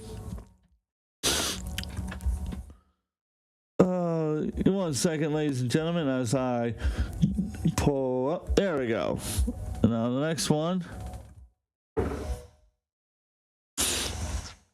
I could have. I hate the fucking. I will say I hate the gray screen thing. I hate those. Yeah. But our fucking whole conversation just leaked online. Oh no. Yeah.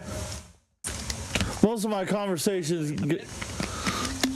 Mental note for me and you: once this stream is done, we need to figure out how we could get me to watch the clip on stream instead of the secondary screen. But we'll talk about that after. Yeah, I gotta figure out what the hell Discord's doing, because it's not doing what it's supposed to be doing. No.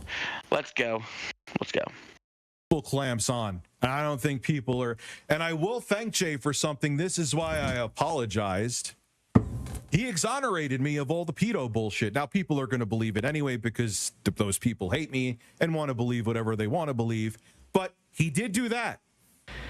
Why the fuck am I seeing pictures of my ex's other kids, because she would upload when they would get new phones, she would upload their pictures that they had on their phones to that Dropbox. What the fuck? That's exactly what all it was. And I'm starting to see those pictures, and then I'm seeing other pictures of whatever, then on my 1099s. Absolutely, dude, they don't care. They got around two-factor authentication too, and they're gonna try to make it, if there's like they're teenage girls, they took pictures of themselves like in bikinis and shit. Is nice and safely stored on here and other places too. Yes. What the fuck? What the fuck?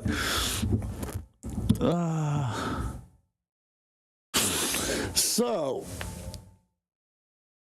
you know, I'm just gonna let you go. I have nothing to say to that. I got nothing. So, I got nothing. It's super hard. It's super hard to follow what Rich's official story is about the Dropbox. But I can tell you what he said early on and what he's tried to sweep under the rug since, because everybody knows it's bullshit. He claimed that Kino Casino hacked him. Okay? That's right, he did. That is his big claim to fame, is Kino Casino hacked him and they got around two-factor authentication. He claimed that they got around the two-factor authentication because burner phone he used was buzzing off the table and fell into a Best Buy bag and clicked yes. Now,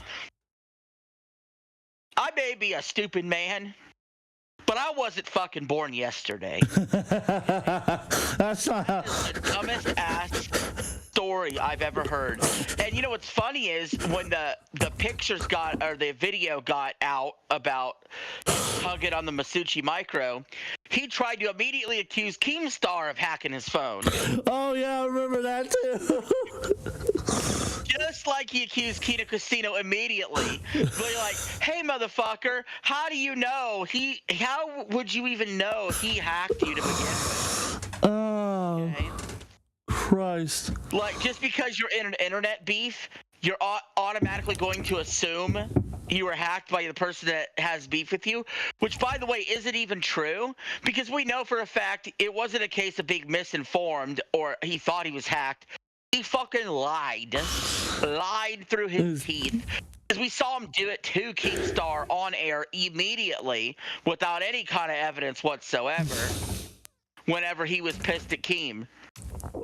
So he's pissed at Kino Casino. They're streaming at the same time Rich was streaming. They're going to expose him for the John Hardwick situation. So before they even start talking about John Hardwick, right, in the title of Kino Casino stream. So what he does is he's like, I'm just going to say the story now before they say anything. Because he thought Jay told Kino Casino about it. That's what he was trying to cover for. But Jay did not actually at first. So he exposed himself about the Dropbox as an unforced error for no reason, out of paranoia. Oh my God. Nobody would have even known about the Dropbox, because I guarantee you Jay would have never said a word. Fritz didn't say it. Yeah, literally the only people he told was like Sexy Coco, and 1 2 Cents. That's the only two people he told about it. Other than that, he let it the fuck go. Had he not been hacked either, had he not been hacked and his bank account's been compromised, I bet he wouldn't.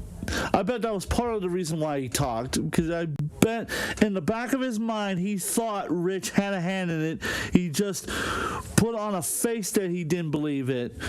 And I want to bet that he still thinks in the back of his mind Rich may have done it. Or that he knows for a fact that Rich did it. And yeah, I was going to say the keylogger hack or whatever was from New York. So yeah, for what it's worth. Where Rich is from. But what I'll say is also interesting that Rich deleted a bunch of streams that talked about the Dropbox, and he came up with an excuse that the birds were copyrighted. Oh yeah, that's right. The birds in the background screen when he had Phil pleasuring himself is the term I'm going to use. It was all copyright by this filmmaker who posted it on YouTube, and that he was quote unquote going around DMCAing people, which means digital copyright. Fuck, I forget the rest of the acronym. But he was copywriting people on YouTube for the content and to take money. Rich apparently had two choices: fight it or delete the streams, and he felt that he had to delete the streams because he, quote, didn't have enough time to edit the streams to get rid of the save screens. I don't believe him about the copyright. I don't believe him. I don't either. Did he ever send a screenshot of the copyright? Nope. No, he never showed one. Never showed email. No. For him, it's all trust me, bro. And then everybody else with evidence, he says, don't believe your lying eyes. You know, like, for example, we'll see it later on, the clip where I'm saving that for later, obviously. The clip where he didn't take care of his daughter. He claims the clip is debunked. But it's literally right in your fucking face. In front of your face. He claims, the whole Dropbox thing's debunked, but we have archives. I mean, he deleted the Review Tech USA channel, but we got archives. It's like he deletes evidence constantly. Like, if this guy was ever in a major trial, he would immediately be in trouble for, like, obstruction of justice and tampering with evidence. Not turning over evidence and be found guilty by default. I hope somebody comes forward and nails his ass for hacking and keylogging shit over the years, because obviously Jay's not going to. I doubt it. I really fucking doubt anyone's gonna go after him just because Rich he's like some companies I'm seeing where they just got their fucking hands in people's pockets. And I'm sure he's got his hands in somebody's pockets. Oh, God. We better shake a leg. This is disgraceful. Obviously, we're going over the 2 hours. That's fine. Because Locale Live decided to stream early. Oh, I didn't need to see that. And this is a little teaser for you guys of what we're going to talk about as we get on. Oh, the Dickers dollars. I forgot about the Dickers dollars. I kind of want to talk about the Dickers dollars. I want to talk about that one. We're going out of order. Fuck it. I've got. No, we gotta go in order for sure. But in that clip you seen, okay, this is what's fucking wild. You ready to hear the story behind that clip we just watched? The alleged masturbation. Let's just tell. I know the story, but the audience doesn't. Let's tell the audience. Remember that second clip that got you disgusted? Yeah, I remember that. Okay, it ties into that. Also ties into what he's looking at on his phone, which is the Dropbox pictures. Okay, and it also ties into the fact that that's the leaked video of him tugging the the micro Masucci. Obviously, not showing anything. But it's all tied together. He was obviously looking at the Dropbox pics on his phone. He did the deed, the DSP deed. He smelled the smell off camera. Probably went like, fuck. Or whatever the fuck he does. Nope. And, but yeah, there's your video proof. If Rich would like to debunk that video, more than welcome to come on, Lolcal Clap Chasers. More than welcome to come on here. Come on, buddy.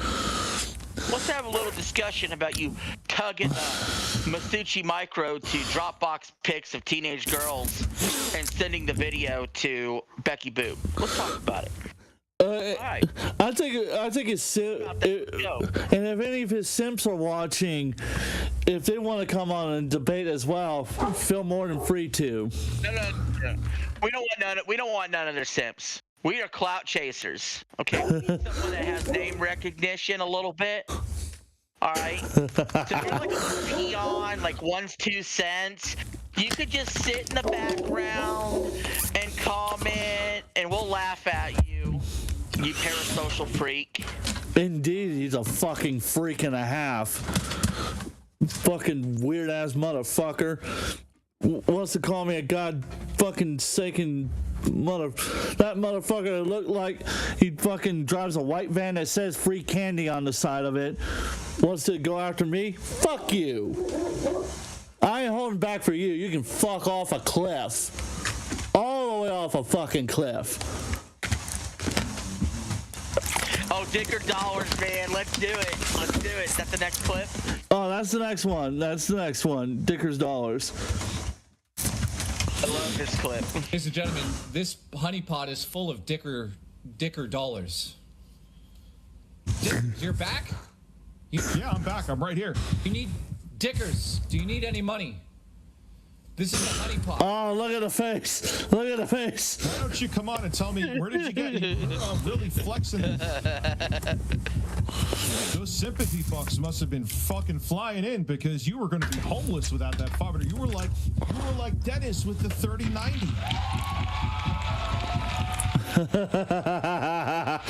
Fucking wow.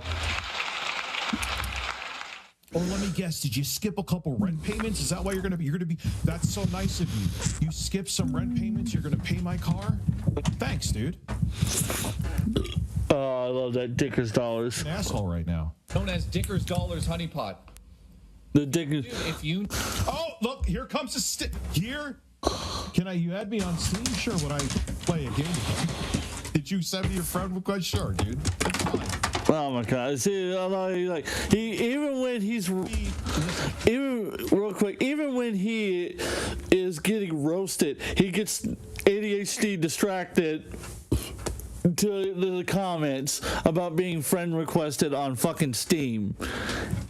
That's how felt it he is that he's literally paying any sort of attention to anything else other than what is being told to him, which is he's getting felted about the Dicker's Dollars, which is like the greatest thing ever. Dicker's Dollars. And I've no joke, ever since this clip, have been calling U.S. currency Dicker Dollars. I really have been. That's a true fucking story. People have looked at me and thought I lost my mind. I just wanted that noted for the record.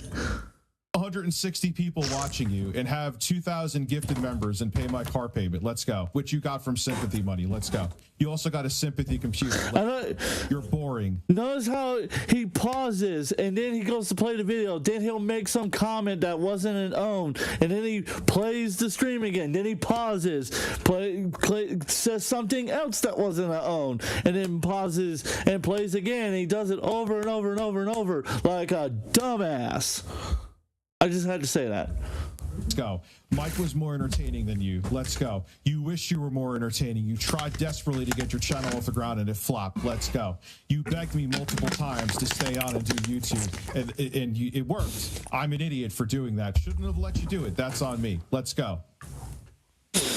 You used when we had a fallout, which many people have had before, to get sympathy, to get money, and now you're using that to say that I don't have money and you'll pay my car payment. I hate you. I will loathe you from every fiber of my being. The biggest mistake I ever did was having you on my channel.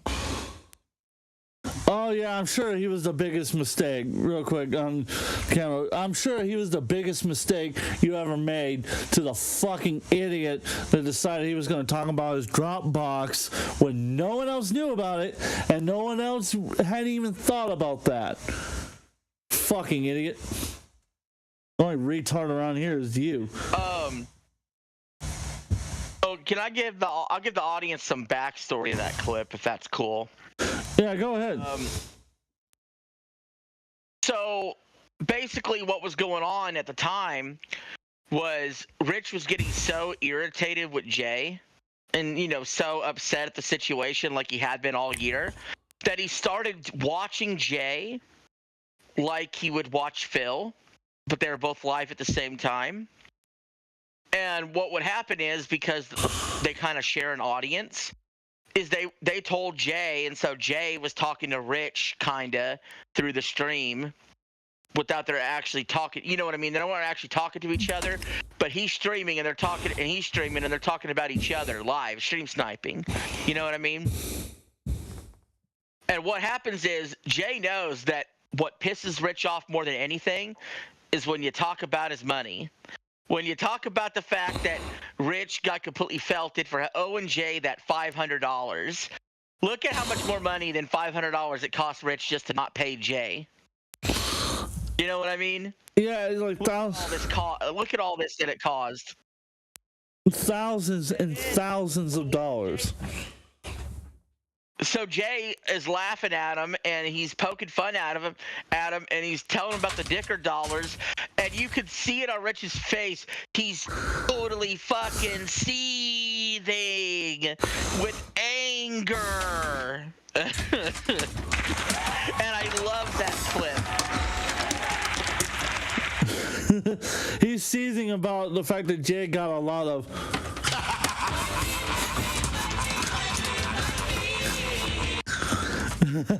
just fucking seething and coping, just getting felted, and the more he responded, the more he got angry, the more he got felted, and it was fucking hysterical. You think it's interesting that he brought up the Acura, his Acura payment? Because why would you bring that out of the blue? I'm convinced he is having problems paying his Acura. Yeah, it's like, cause what was it? Cause Jay didn't turn around and respond. Oh, is he having problems with his car payments? Well, if he contacts me, I'll send him some Dickers dollars to pay for the car. But him bringing it up is, or him talking about the Acura. I feel like that's probably his biggest bill. Because let's be real, he either doesn't have a mortgage or his parents are paying for the mortgage. But his Acura payment's probably his biggest bill. Usually, where he's probably struggling to pay it. Usually, cars are, you know, like your fucking the white elephants. That's where you end up paying the most. Besides a mortgage, is a car, and it's usually the insurance to the car that costs even more. So if he's struggling with like the car payments, if he has a car payment, that tells me something else about Rich, which is he didn't have enough money to buy a car outright. He has to do a car payment, which means whatever the fuck savings he talks about, which may not even be a lot anyway, it can't be all that fucking much.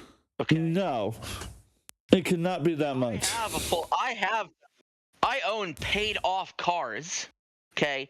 They're paid off.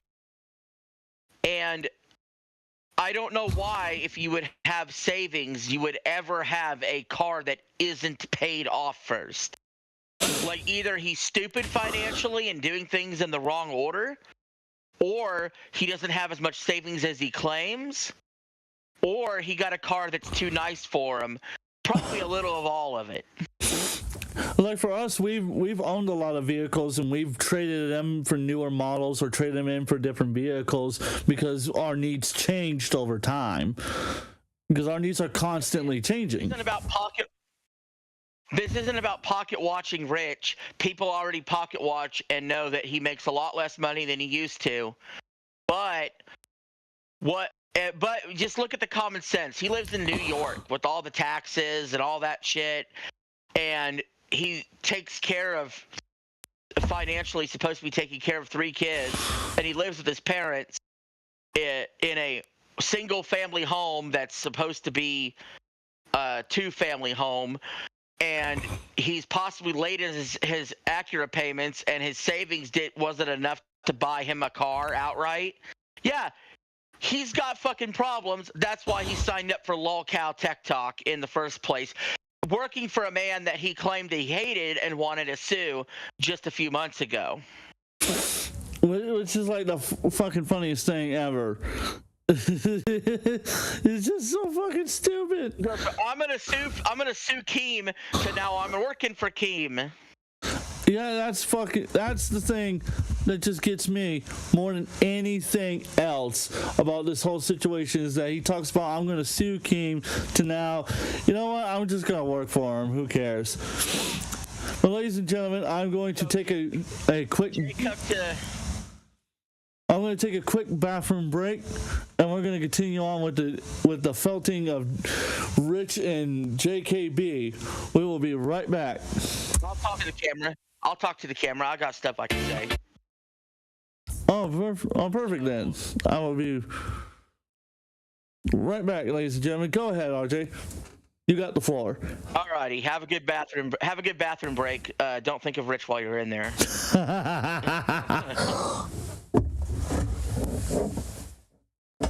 So, while he's gone, let's talk about let's talk about finances with Rich. Okay, since we're on the subject. The man buys thousands of dollars worth of equipment every single month, brags about it. He also will there and return a lot of products too. So he likes to buy products, use them, and then he likes to return the products because, oh shit, I'm broke. You know what I mean? That's sort of his mindset. He's that kind of asshole, you know? So, no surprise there at all. But, yeah, just to go over the finances real quick. So, don't want to have debt. Debt's bad. I very much subscribe to the Dave Ramsey, Caleb Hammer sort of financial tip. You know, you want to get rid of debt. You want to have an emergency fund. You want to make more money than you spend. You know, that kind of stuff. I see a lot of bad finances coming from Rich. Like his income's down. His expenses are up. His savings is depleting. He has monthly payments on depreciating assets.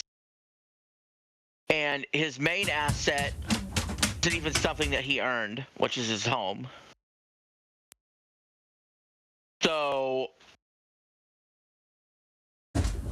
we see a man that is 43, that has a long gap in work history besides YouTube, with little to no job prospects. So he's stuck being a lolcow the rest of his life and trying to scrape by. Don't know how long lolcow tech's gonna last. I know some people aren't happy it's happening at all. I've come around to the idea that I'm glad lolcow tech's happening, because I won't watch fucking Rich or Jay on their personal streams, but I will watch Keemstar fuck with them on lolcow tech, and I'll definitely keep an eye on that. And by the way, today's lolcow stream was about the game Rust between Wings, Boogie, and Keem. So I think we had the more interesting show today. We didn't have to move our schedule around. They should move their schedule around for us. We should have been first on. That's how I feel. Tim's, welcome back. Yeah, I kind of feel slighted by that they just up and decide, hey, you know what, we're just gonna fucking stream whenever we feel like it, and fuck you. So they found our time slot. They know about our show. They found our time slot, and they decided to shit on us by streaming at the same time. So. Of course, I'm not surprised. Jealousy will make you do things, crazy fucking things. We're not ran by a Keemstar. We're ran by an O-Star. Oh yeah, and he's trying to compete with him. I guess he finds us threatening enough, which I take that as a great compliment. As far as I was going to say, kind of tying back to the Patreon thing, the main point I was bringing up with our Patreon is because he talks about monetization, he talks about money, but here's the funny thing. Rich had a Patreon, and he made a fuck ton of money on that Patreon. So, and he shut it down for no fucking reason. My thing is, if you talk about how you are so desperate for money and everything, why not start the Patreon back up again? Why not? Like, what's stopping you? Like, I mean, I didn't pull up this clip, but Keemstar always bashed Rich for the Patreon because at the time Rich was making over $10,000 a month in ad revenue. Yeah, and now he's like making nothing. It's just about nothing anyhow.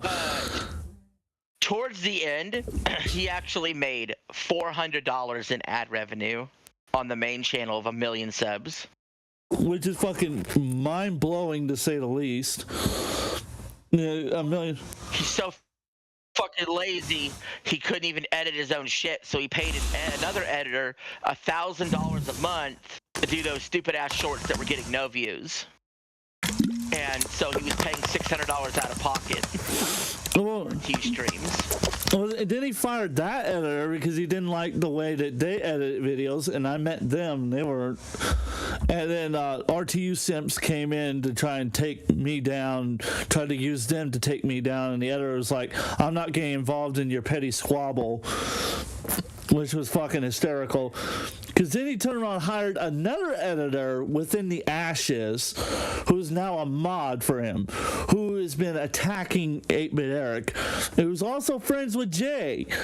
And Eric asked Jay to talk to them and tell him, hey, like, I don't want to feud with them, because he tried talking to them, and they were like, we hate you and we want to destroy you. And he talked to Jay about it, and Jay was like, I don't care. Just a simple, I don't care. And it's like, what the fuck, man? What's the friendship? It's like no fucking friendship. Nothing. Absolutely fucking nothing. It's mind-blowing to me. I'm gonna full screen real quick. It is mind-blowing to me that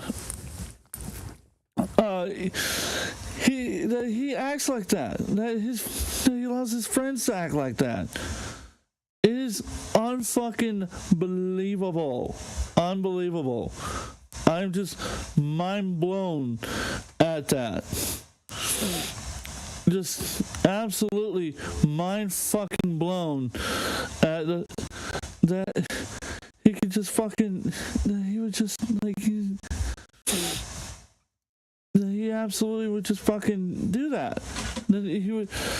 It's just, and the other thing that fucking gets me about it is that is that they've been friends for a fucking better part of over a decade, nearly 12 fucking years. And you would think that a friend of nearly 12 years came to you about your other friends attacking him, that you would say something, you would do something, you'd be like, hey guys, you know, look, I don't agree with all his opinions and everything, but he's a good man, leave him alone, or just like, hey, stop talking to Eric, or something, or even just $400, or even just fucking lying.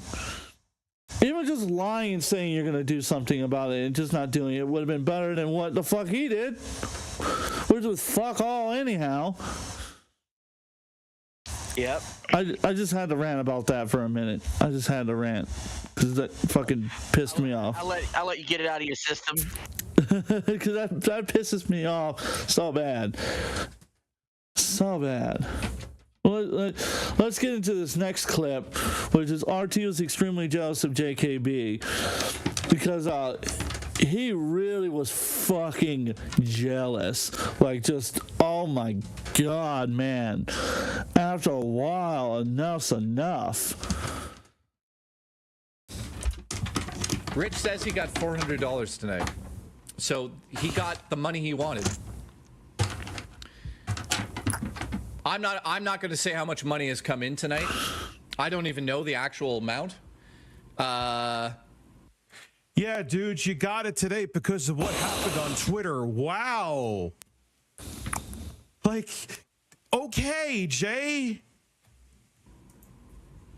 Let's just like, I don't like it. And again, it is not fucking jealousy, but even people who don't like me know that. I know there's no way every stream is like this because all 180 people watching it will be bankrupt. Just say I got more than $400 tonight. I got more than $1,000 tonight. I got more than $1,500 tonight. That's where. Okay, cool. Yeah, that happened because you got pity bucks. Well done.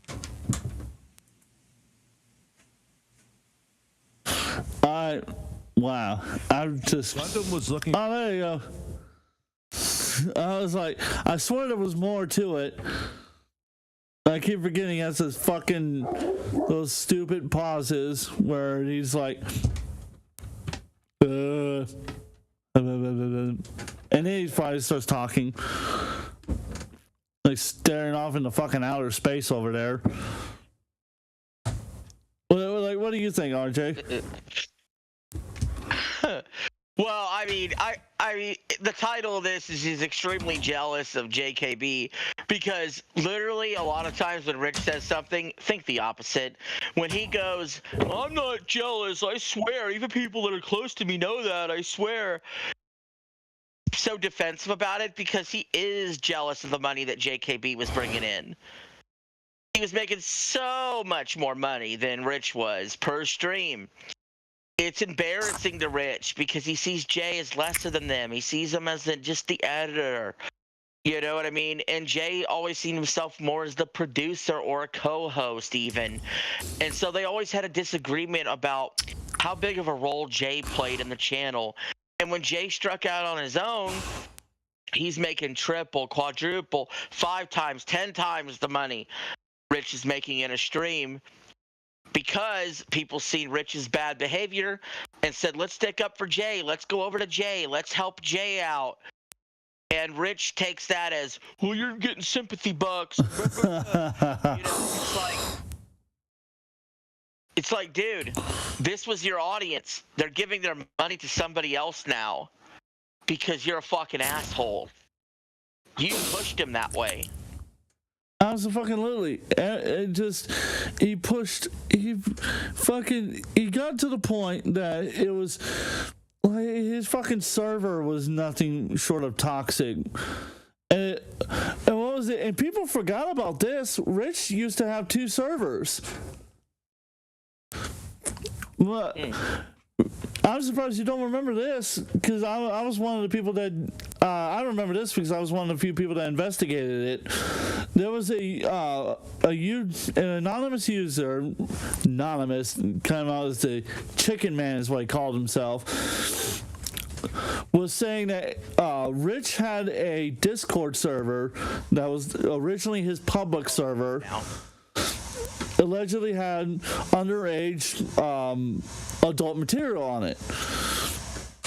And I remember investigating it, and to my knowledge, there wasn't, but there was a lot of hentai and furry stuff in there that shouldn't have been there. And I know the moderator who ran it. I do.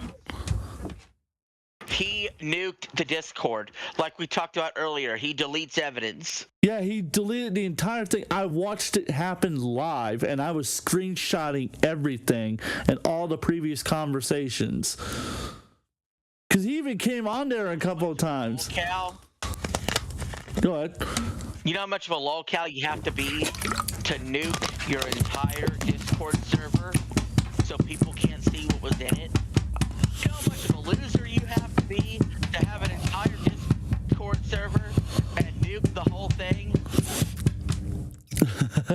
You gotta be like Rich. I'm not pointing any fingers at anybody that had a Discord nuked it. Okay, I'm not pointing any fingers at anybody that had a Discord nuked the whole thing. had to delete things, and that's only because to avoid getting the wrath of Discord on my server. But that's it. For the most part, everything I do is pretty much all within TOS, because you got to play by the rules. Obviously, we never had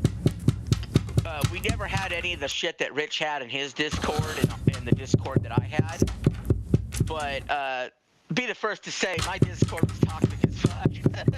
It was a toxic battleground where everybody was trying to kill each other, but I never once saw revenge porn or anything that could be attributed to such acronyms or whatever the fuck you phrase you want to use. You know what's amazing about that is one of the reasons why it was such a vile, like, toxic Discord is I had no moderation at all. The rule was there'll be no moderation. And yet, there was still no hentai and bullshit like that in that Discord. Yet Rich has all this moderation, and that stuff still gets in there. Explain that to me. It's like the new one now, to my knowledge, does not have that anymore. And I can explain it because of I actually can explain it. This is the first time that something of RTU's can be explained, and it's because of a mod he used to be friends with who's also a YouTuber. And I will name them. Underhaven. Anna Underhaven. I know them personally. They apparently personal are we talking? They wanted to date me. There you go. And I was not interested. Oh, so she did. He. It's a he. He. Not she. He. Oh, that's how you swing. I see. Oh, ha. You can fuck off with that one. So here's legitimately what happened. I asked them about it privately because they didn't remember much, and then on a live stream they were talking about it with some of their other YouTubers. I've got the clip. I'm not sure where I have it on my laptop, but when I find it, I'm going to post it to his channel. Rich basically went to them and said, I don't know how to use Discord. I don't know how to moderate. Do you? And they said yes. To which he replied back, can you be the leader of my Discord account and the Discord server itself? So there's a 90% chance if you were talking to Rich on Discord, you weren't talking to Rich, you were talking to Anna Underhaven through Rich's Discord. And even better than that, Rich said he was a boomer and didn't know how technology worked. But he's Review Tech USA. And this is the first time I've ever talked about this. This is the first time I've ever talked about this on any show live ever. So you audience members are the first ones to ever hear me say anything about this. So congratulations. Exclusive. Oh, by the way, do you want to point out, I used to have another channel. Rich got it. Guess what? I got more subs than I had at the peak of that channel. Less time. Rich tried to take my channel down, and I'm still growing. I'm still going, and I'm growing, and he's dying.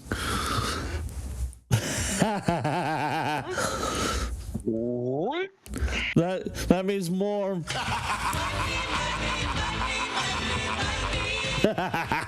For me.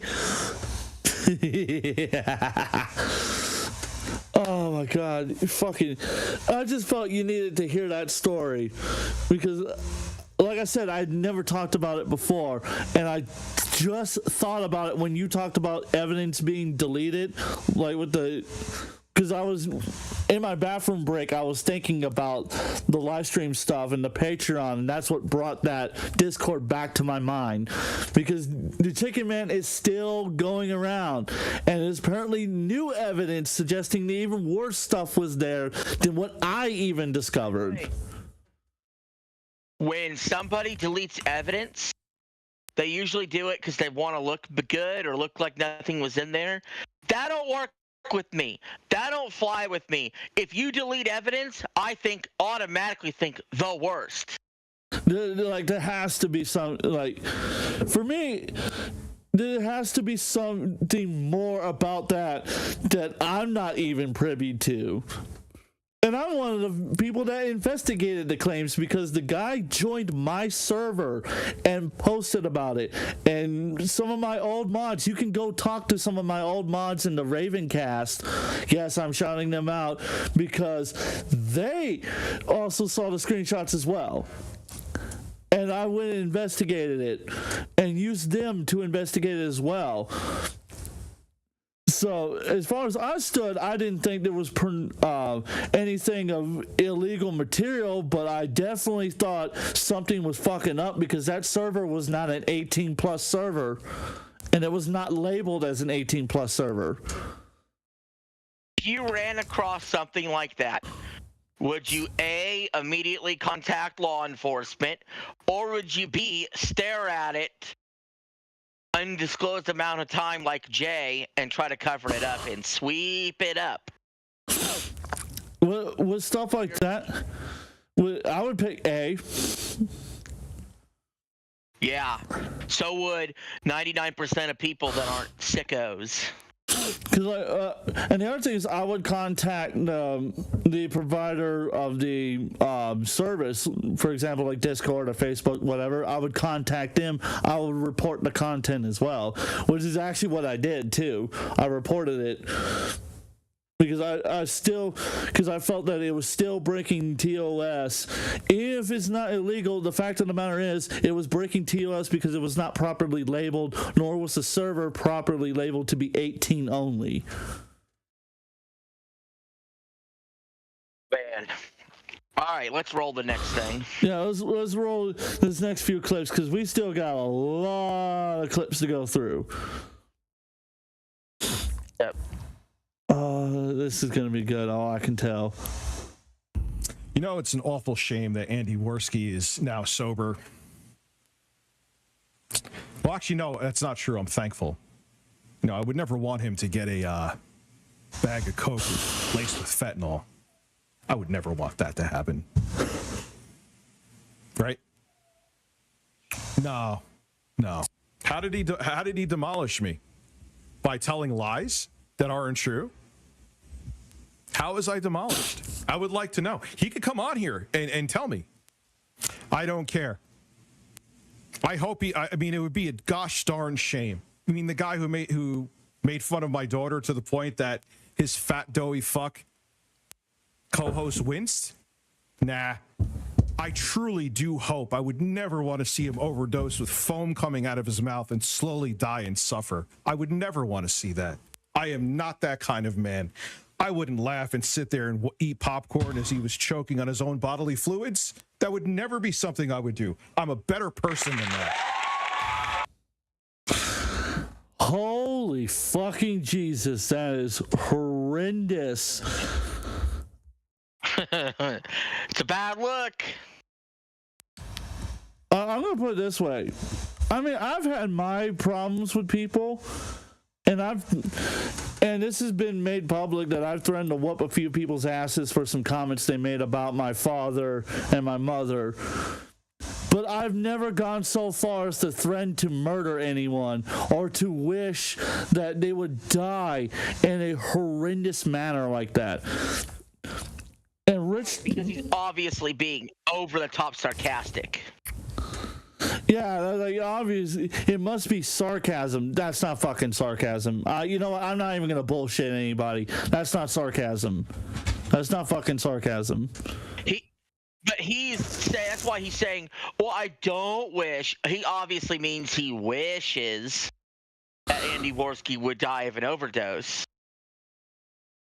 And it's like, dude, you're on an internet beef. You want another man to die over an internet beef. Let that sink in. Like, that's the moment when you should realize you truly need fucking to get some help. You need to be in a mental ward, because why the fuck would you want someone to die over internet beef? To me, it's one thing. Like I said, it's one thing about the whole threatening to whoop people's asses, because like that's a momentary of anger and frustration finally coming through, because at least with my situation, I can show and prove that like I was in a bad situation, I was in a bad moment in time, I was having falling outs, and it inevitably led to me doing something that I was going to regret. But at least wise, I didn't fucking want Train or any of them to kill themselves or to harm themselves or to do anything of a very horrendous manner. Unlike Rich over here. Well, what I was gonna say is, he, how often do you think he fantasized about this, of that happening to Andy Worski? What do you think he thought about that? With the way he described it, honestly, I remember going back to when I first watched it, I honestly thought to myself, this man must have been fucking dreaming about this night after night after night after night, just sitting in bed dreaming about it, or possibly even having a hand in causing it. Yep, that's what I got from it. Just fucking is disturbing to me, to say the least. That's exactly that's what he fucking really. It's like that's when it turns from like this is no longer fun to now it's disturbing. Now you're just fucking wishing harm. Like, well, I should say wishing death upon others. And it seems to me we may have lost RJ. Well, while we reconnect, I want to continue on talking about it because, like, honestly, I feel like it's just so horrific. It is so horrific that that's how he felt, that's how he thought. It's unbelievable, man. It's so unbelievable, and it's horrific to say the least. It's like, and that's the thing about it. It's like, it's like, what happened to the rich that used to be entertaining? What happened to the man? Like, I used to sit there and I thought that I was like, what happened to the man that used to be entertaining that I would laugh at? Because I remember when I would be like sick with the flu and I would sit and watch his videos because like it gave me something to laugh at, something to entertain me while I was battling a horrible sickness. And like now it's just like, I don't know anymore. Like I don't recognize this person. And it gets me.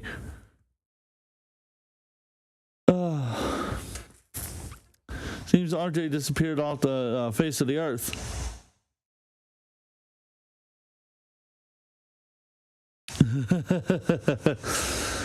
Is it? Oh no, we lost RJ. No!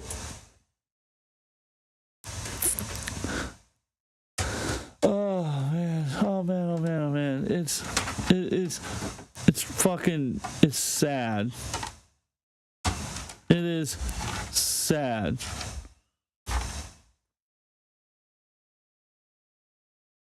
Just bear with me a moment, audience members. We're gonna get RJ back on, but in the meantime, I want to continue just talking about like this whole situation.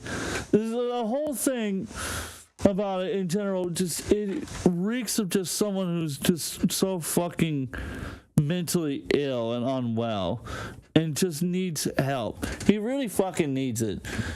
And like now it's like the funnier thing about it is like now he's gonna, like RJ talked about, now he's gonna go fucking work for the guy he hates, that he threatened to sue, that he called him slanderous and this and that and the other. It's like, what the fuck, man? I thought you hated him. I thought you were gonna do this. Like, what made you change your mind? Money, that's what. Like, at the end of the day, my question could simply be answered with money.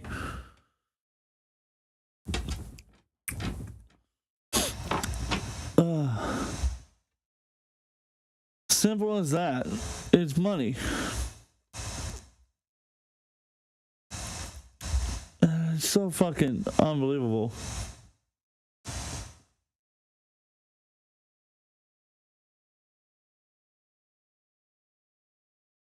It is just sad. Truly just sad. Hello?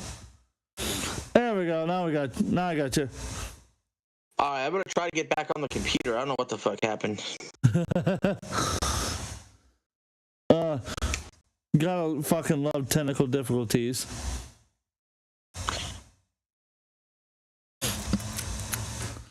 So meanwhile, RJ continues getting set back up. It's just so fucking unbelievable. It's so unbelievable that the man acts that way. But like, that's how he thinks. That's how he feels. It's just unbelievable. I don't know what's up with the computer, but I'm on the phone right now. Oh, you're good.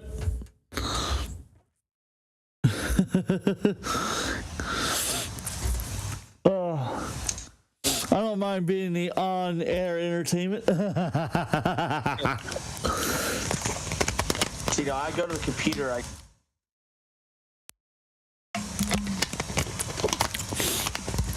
Also, should have bought you a better computer, I'll tell you that much. Boss cheaped out.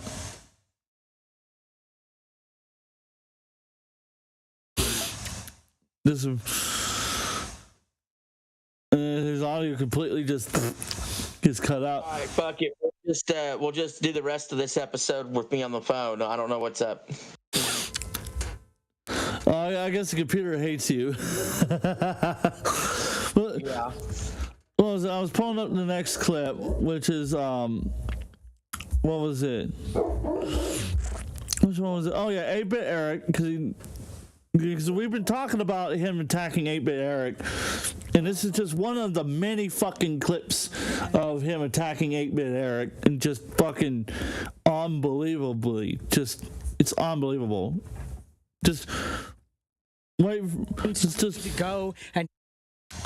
This line right here, I've never seen a man have a bigger mental breakdown than this line right here.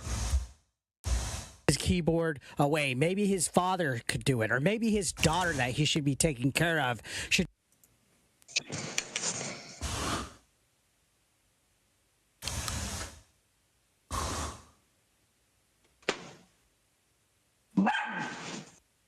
All of these people, if I had to pretend to apologize to these people, I'd rather work at Walmart again.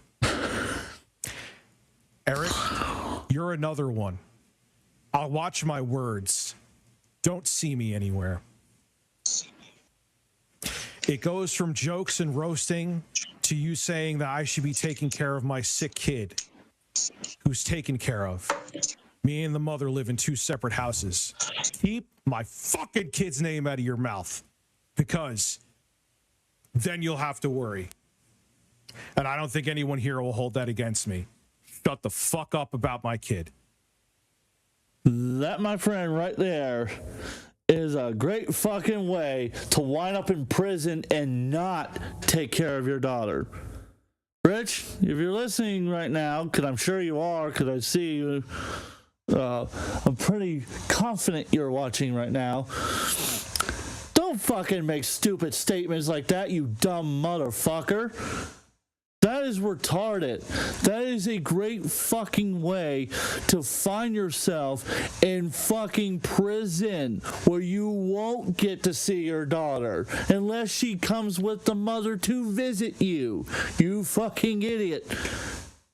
That is a threat. That is not a vague threat. That is a direct threat to 8-Bit Eric's life. The fact that he didn't take a restraining order on you and possibly get you thrown in jail, you should thank him for. Because he, 1, didn't say your daughter's name. 2, he made the comment your daughter should take away your keyboard because you act like this. And 3, you deserve that comment.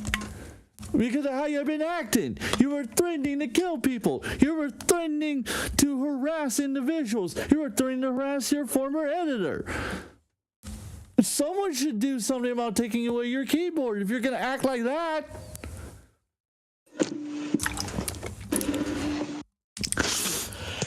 Well, yeah, I was going to say, obviously this is just back-to-back threats we just listened to. You know, this one was a lot more direct. Eric could have took legal action for this one. And then the fact he didn't shows a modicum of restraint and respect.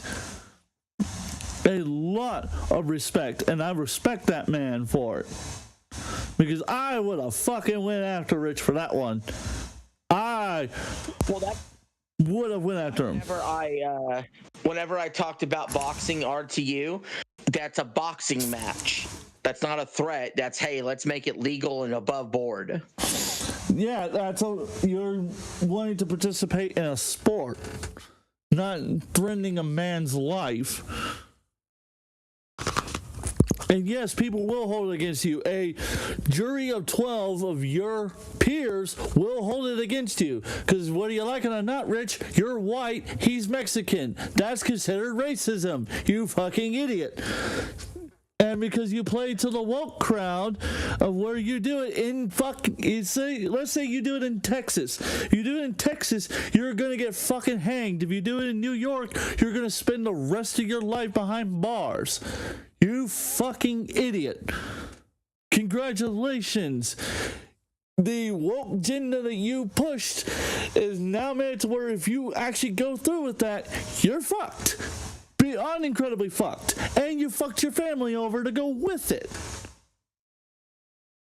Because now they gotta pay the debt of your lawyer.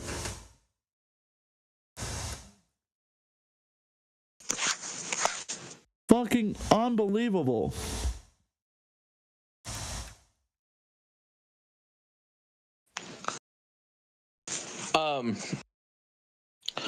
So yeah, I think going forward we might have to do it by phone. I don't know what the fuck happened to the computer.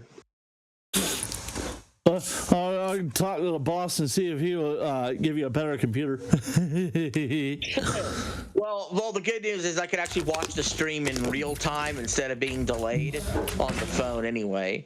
But for some reason, I got kicked when I was doing the computer, and then I couldn't get back in the computer.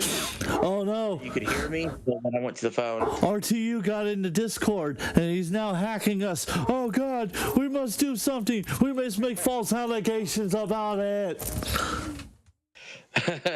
And then claim we're gonna sue him.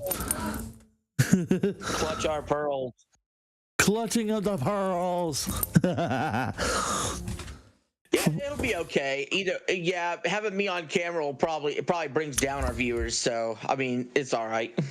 I don't know. The viewership was up when you were on camera, but meanwhile, let's see. Oh my God! So like, here's the next one.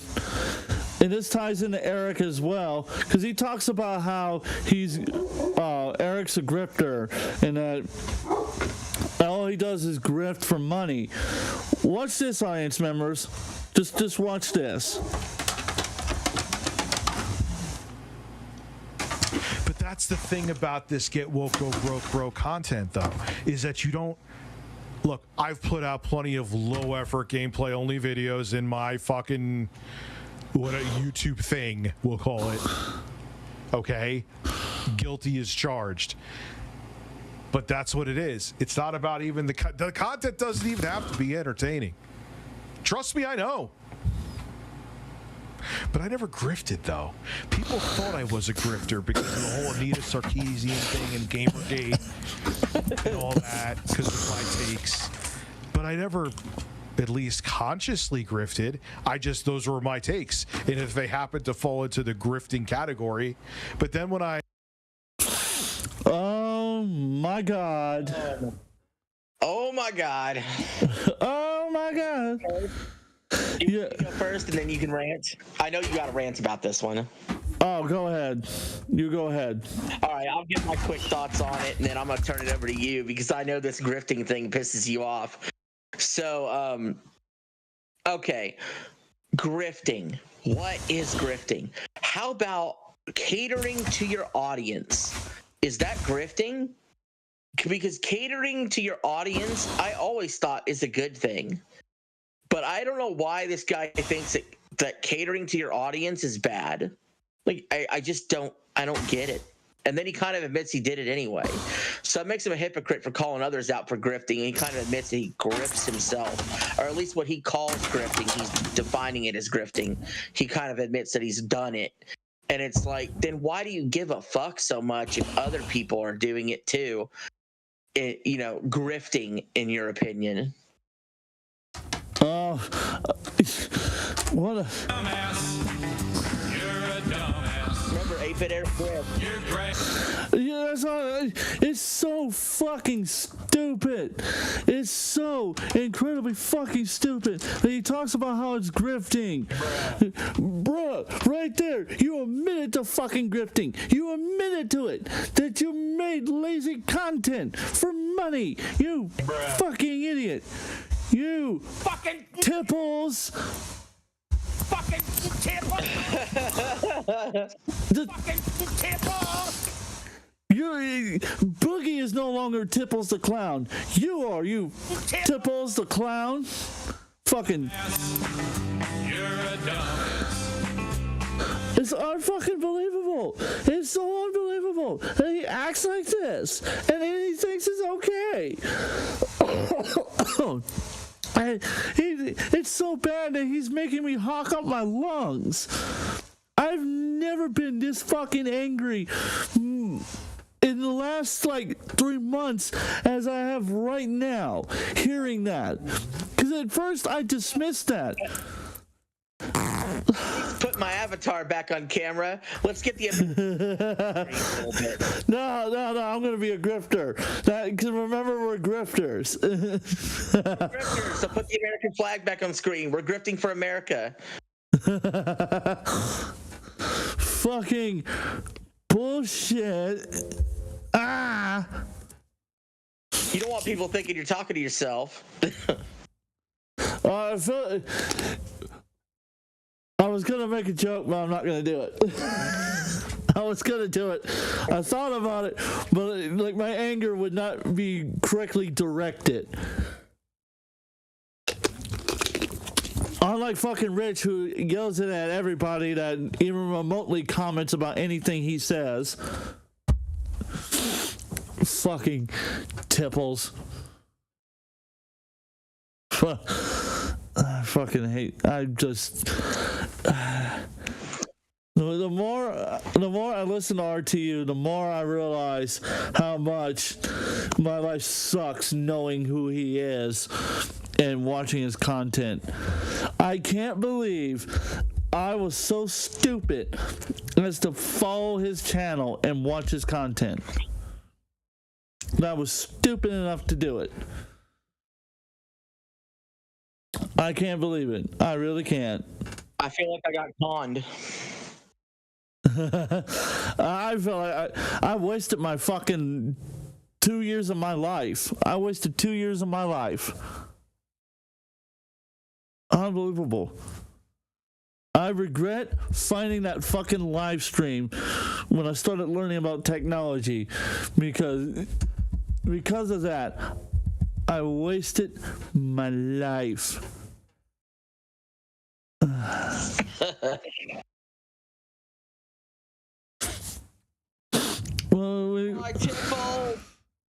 Fucking tables! Fucking tables! That's still a great sound effect. But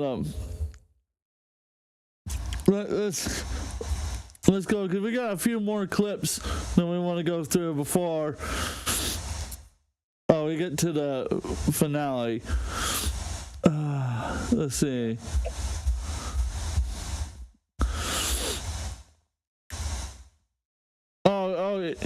And here's the clip that before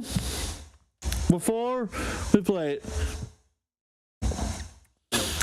I will go in full screen real quick for this. Before we play it, this is the clip that RTU alleges was debunked, quote, dozens of times, end quote, but has yet to ever say how he debunked it, where he debunked it, when he debunked it.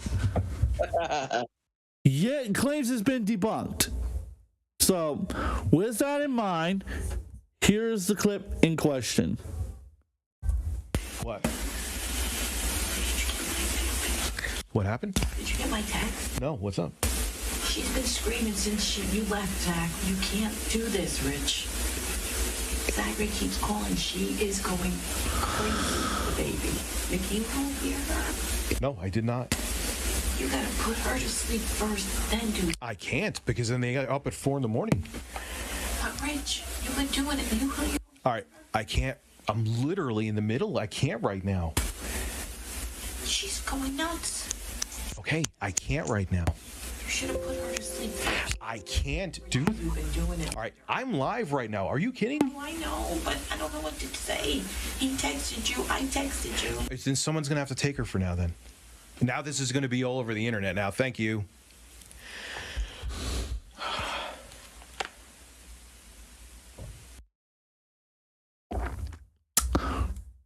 Just wow. Just wow. Yeah, it's debunked, right? Yeah, it's been debunked, all right. Debunked with what? Stupidity? So, let me go off about his bad parenting. You go ahead, because I got a lot. Yeah, you're on a fucking live stream, and your mother's watching your children. You're a weekend father to get your kids every other weekend, which means out of a 2-week span, you see your kids twice. 2 days in 14 days, you see your kids. You choose to stream on the days that your kid is there. Why the hell would you do that? And then you leave your elderly mother to take care of your kids, your blind daughter, and then your mother walks in the room and tells you, hey, why are you ignoring our text? You need to put her to bed before you stream, whatever she said, right? And you go off on your own mother, a person that gave you a home to live in and is taking care of your children while your fat ass takes your shirt off for $1 a stream. You shouldn't feel proud of yourself. You should be fucking ashamed. And the fact that you don't own this clip and you act like it doesn't exist and it's debunked is fucking disgusting. You're a disgusting fucking human being. I hope you fail. You suck.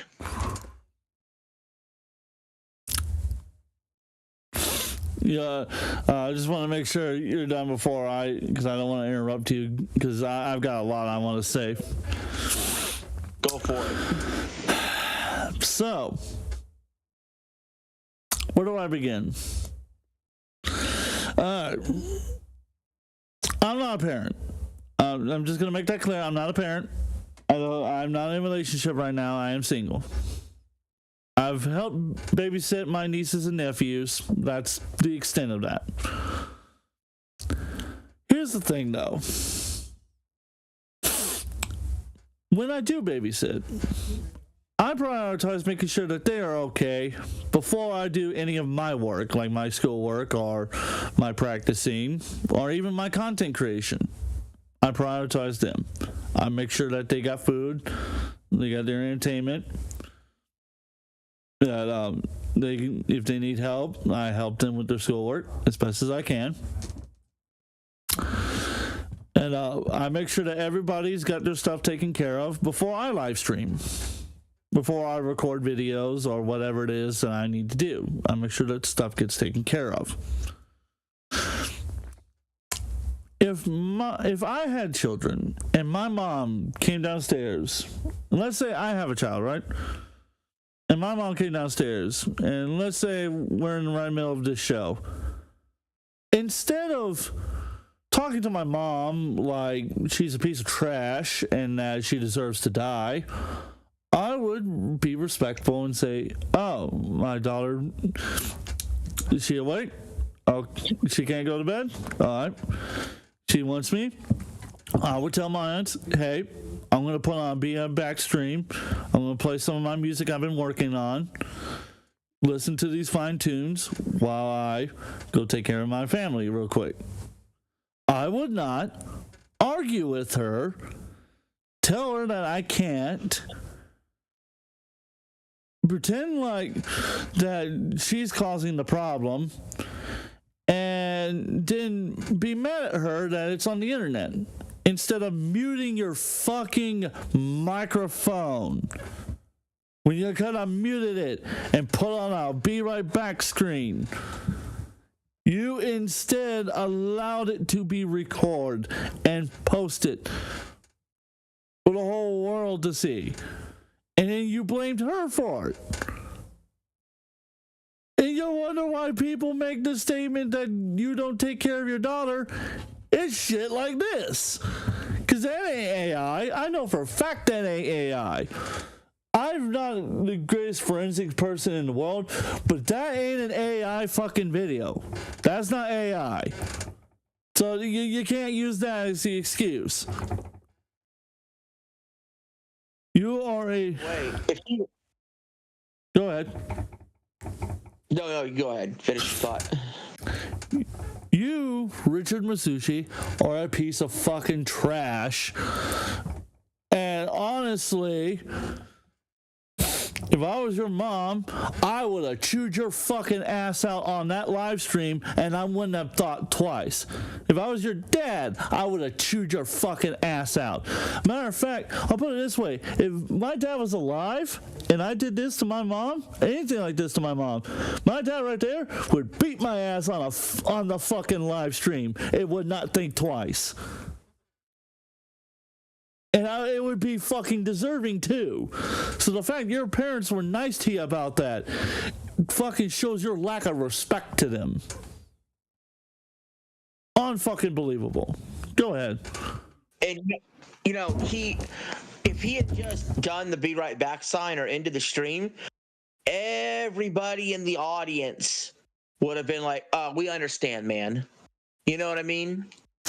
And like I said, he also didn't need to stream on a night they're there. If they're not there every night, he doesn't have to stream on a night they're there when he's a every other weekend father. That should be time that you do spend with your kids, what little time you have that you take for granted. All you're good at is using them as a human shield when it's convenient for you for sympathy bucks. Get fucked, dickers. Indeed, I fully agree with that. I used to be on the fence about this stuff. But like seeing all this evidence, seeing how he's been over this last year, there's no defending this man. You can't defend this man.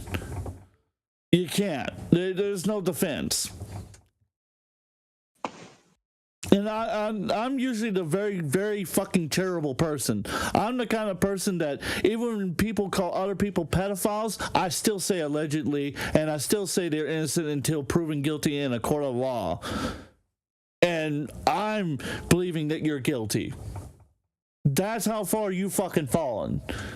That charitable people like me. Own words. Rich's own words do him in. There's video proof. We just presented all this video evidence of how much of a piece of shit he is. A hypocrite, a liar, quick to anger, almost downright evil. But there's still a little bit more left to show before we get to the other side of the equation. So let's hit a few more clips, and then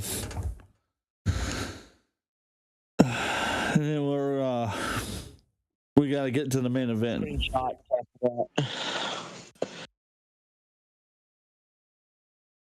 I mean, Keffels is a piece of trash, but the doxing needs to be brought up. All right, so I'm gonna make sure the camera's on for this. Perfect. B Flair, do me a favor. Call the cops on a fake dox that I did about a decade ago now. And let's see how it goes. I encourage you to do so. The top comments were...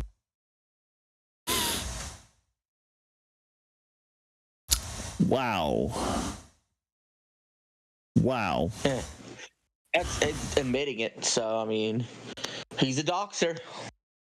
Yeah, he fucking admitted to it.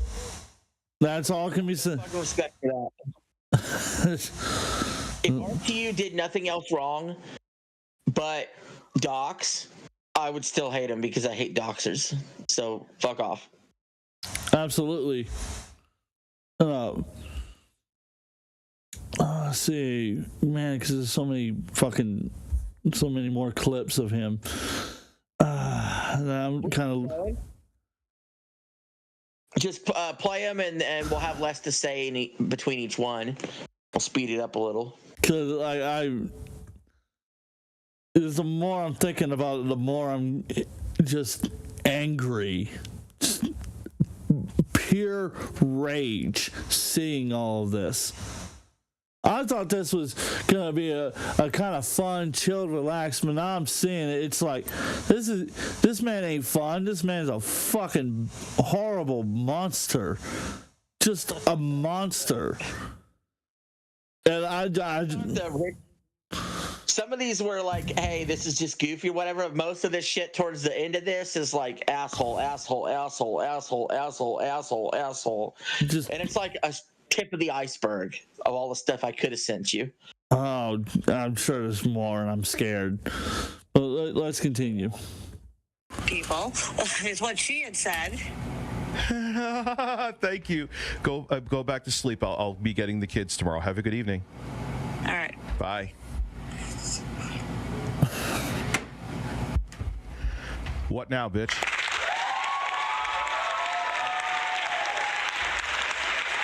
That fucking goat clap. So I'll explain this so you can give your thoughts. So what this call was about was Becky Boop, and he called his ex. So he's calling his ex to talk about his ex on a live stream. That's pathetic in of itself. And did you hear the laugh? The laugh was so cringe. The laugh was so weird, dude. You heard that laugh, didn't you? Yeah, I heard that laugh. I was like, what the fuck? This. Oh my god! It's just terrible, man. Like he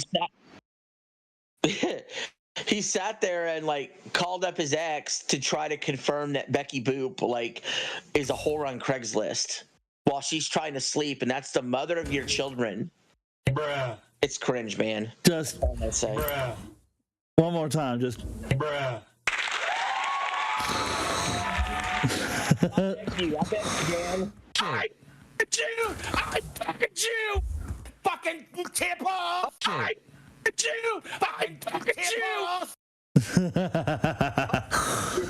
You're fired, Clip. Oh yeah, because I got fired. Inform you that you're fired.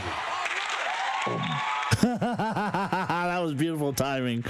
On my part. Just cricket. And for Rich, this is how I felt about his content. Just one more time. There you go. And that's how. Let's see. Now, caught watching Kino Casino. Yep. We all know he was watching it, to be honest. We all know he was watching him. He was stalking the fuck out of them. Because he got nothing better to do. Now was covering Rich's history and watching his live streams heavily during the month of April. As it turned out, Rich was watching them as well. No, I wasn't. That's not true. I wasn't watching them at all. Bullshit. So was he? He have it open by accident. I think he had it open by accident, and then our stream started playing. No way. Like our pre-stream. That is our. Yes. No, did not have their streams playing. The only thing I may have had was that one night where I had footage. I have not watched Aquino Casino. Why would I not admit that if I did? I don't give a shit. See, I watch their streams. People have asked me to watch clips on here, and I won't watch them. See, open, bro. You're right. The importance of this catch was that both Rich's stream and the Kino casinos were live simultaneously. See, right there, that comment right there perfectly sums that video up. It's not true, as it's fucking like unbelievably true, and he absolutely did it. Fucking. So you see, he's going live while they're going live. He's responding to them in live time. You heard their pre-stream on his stream, and he wants to deny reality. And how the fuck is he gonna sit there and say, oh, I don't watch any Kino Casino? Then why the fuck is Ethan so bad over them all the time if you don't watch them? You must watch them. You have to watch them to know what the fuck they're saying. Right, it's like you have to have been at some point or another. You had to have been watching them, or someone sent you something that you watched. In order to, because I guarantee you, there's no fucking way that the Jostler or anyone else didn't send you something. I know the Jostler sends you stuff. I know that because he's told me he's done so. And I know for a fact that he clips other channels like 8-Bit Eric and Kino Casino and sends it to you for you to react. Right. So he knows, so he's brought up Kino Casino so much, like the ins and outs of how they cover him. I'm convinced it's more than just a clip. He has to watch them all the fucking time they talk about him. He watches them. You know what I'm saying? Like, even if it's not live, when they upload a clip channel that's about him, 1000% he's watching that clip that's like 40 minutes, an hour, however long it is. He's watching their clip of him, or else how can he reference the things that they're talking about? It's a bold-faced lie straight to the audience's face, and he was an idiot for watching the June the King documentary on himself, because every time June would bring something up, Rich would pause the video and say that's not true, and then when Rich would unpause the June video, June would prove it was true. Yeah, again and again and again and again and again. It got to the point that I started feeling bad for Rich because it got so horrible. And I remembered me and another YouTuber, Casey is Raw, sat and we watched it live and watched his reaction, and we went, all he's doing is denying it and not showing any evidence of how it's not true. And then immediately having to say, oh, well, okay, maybe that part was right. Or maybe he got that right. But then he wants to tell June the King to do his job because he didn't get included in his documentary. And I tweeted because I'm bringing this up because this is recent.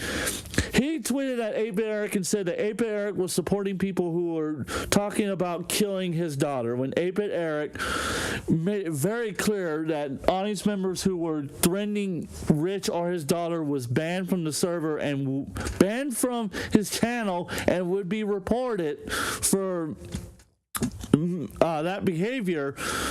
He claimed Eric was supporting them and wanting them to kill his daughter.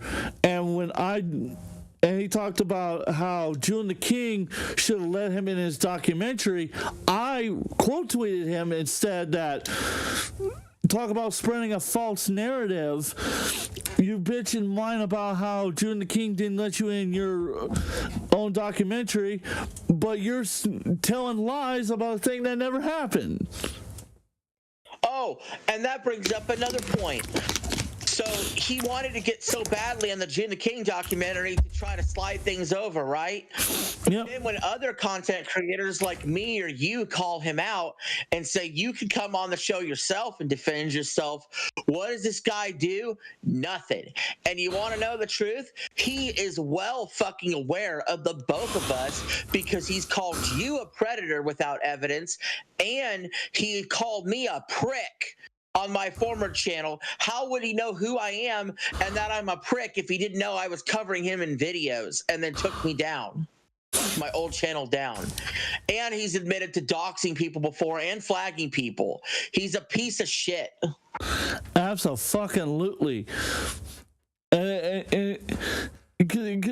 Even things, he's even talked to me personally. I have DMs with him, so the motherfucker knows me and knows who I am and knows my family.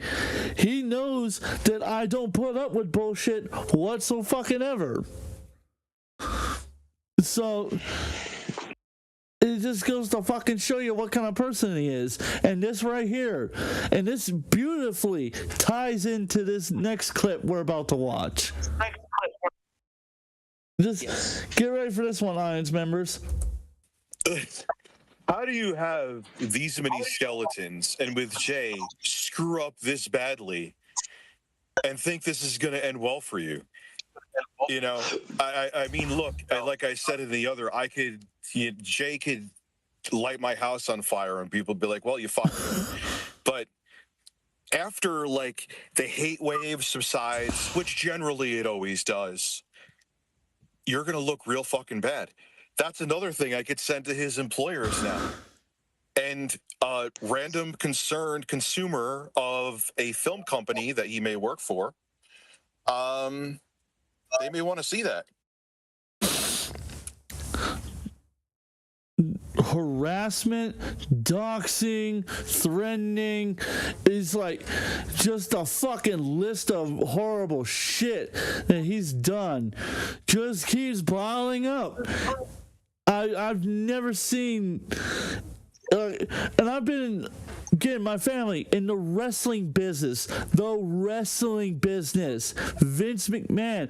This YouTuber is fucking rivaling Vince McMahon on the levels of fucking evil. I don't know how you pull that off. Yeah, and now Jay's his best friend again. Like, you know, he said that about Jay, and now Jay's his best friend again. And it's like, no, you should be like reporting this to the police, Jay. You shouldn't be his friend ever. Like that. He wanted life ruination on you, buddy. And he'll do it again, too, if you cross him. Oh, I'm sure Rich will fucking absolutely try to destroy Jay the next time he quote-unquote crosses him. Fuck. You're fired clip. Who fired who? Inform you that you're fired. Inform you that All right. Fucking unbelievable. So fucking believable. And I'm just at a loss for words. At a fucking loss for words. And it speaks for itself. There's only so much we could say about the clip. The clip speaks for himself. He's threatening him. He's threatening him into doing what he wants, which was to shut up about the payment dispute and to eventually be his friend again, which he listened. So the threat worked. Yep. Fucking unbelievably. Because that's what. And then here's again about the Dropbox situation. So, ladies and gentlemen, let's go ahead. Man, I'm just lost of fucking words. It is for you save backups of things. When someone broke into that let's think here. Let's do this. This is fun. When someone broke into my Dropbox, when was the last time those pictures were accessed? Besides when the fucking weirdos who broke into it went and searched through them. Really, really classy. When were they accessed? Oh, probably 7+ years ago. Which means I haven't went into the folders. You did, though. Or whoever broke in did.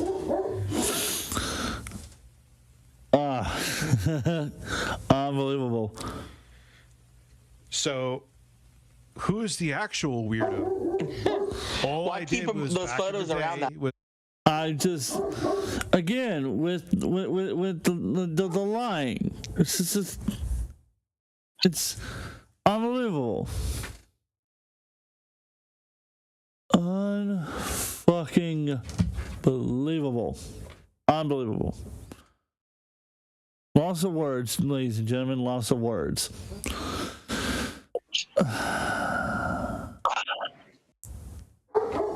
And it's only that's the only word. That's Dumbass. You're a dumbass. You're great. That's all I can say. That's all I can say to him on that one. So, you see, ladies and gentlemen, we've still got a couple more to go before we get to the main event. But before this next clip plays, real quick, I just want to give a special thank you to everybody who's been on the live stream so far, who's been watching. Thank you so much. We appreciate it. This has been an overall a very entertaining, a very fun stream. We kind of went over the time that we were supposed to. But you know what? I'm having too much fun. Let's continue on because we got like maybe another 15 minutes of content. So let's go ahead and do a fire blast of truly the last bits of Jay and Eric's friendship. I'm never going to kill that. But the true nature of the friendship between Jay and Review Tech USA, starting with this clip. Mouth about me feel very awkward.